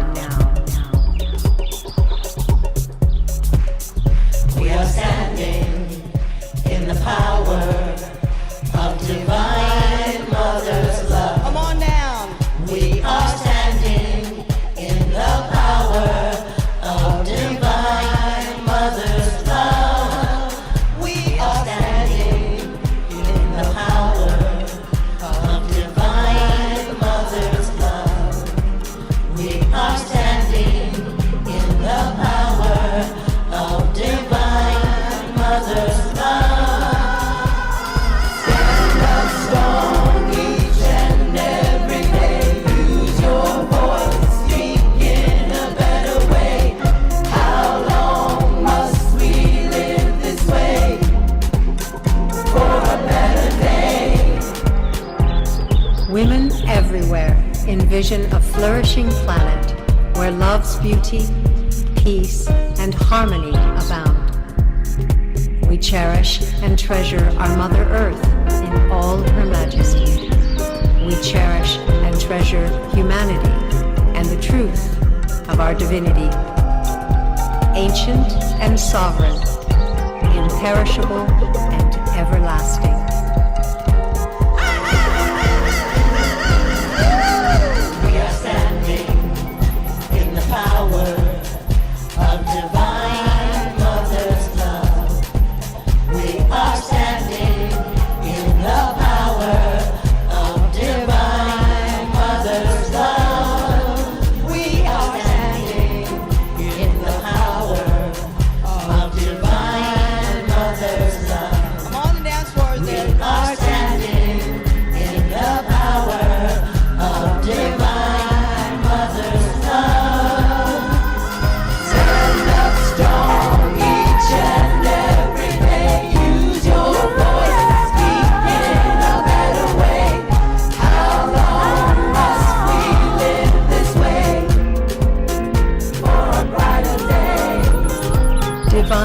mother's love, in all its magnificence, is compelling women to lead now.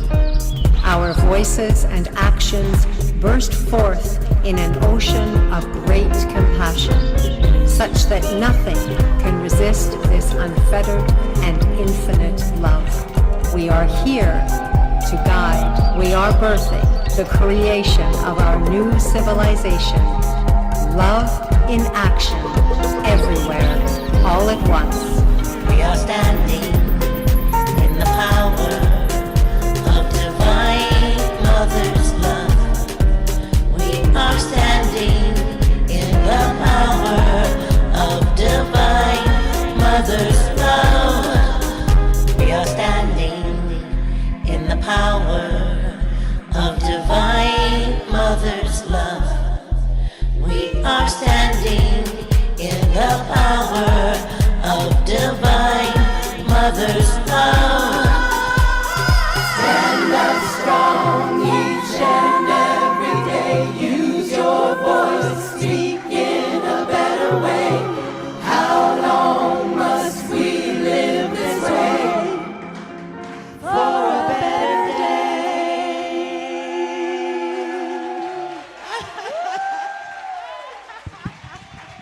Woo! Wow! I told you these are my sisters! Woo! My. Wow, give it up for them again, everybody. Wow. Go ahead, take a bow. Did y'all take a bow? Did you take a bow? Take a bow. Yeah! All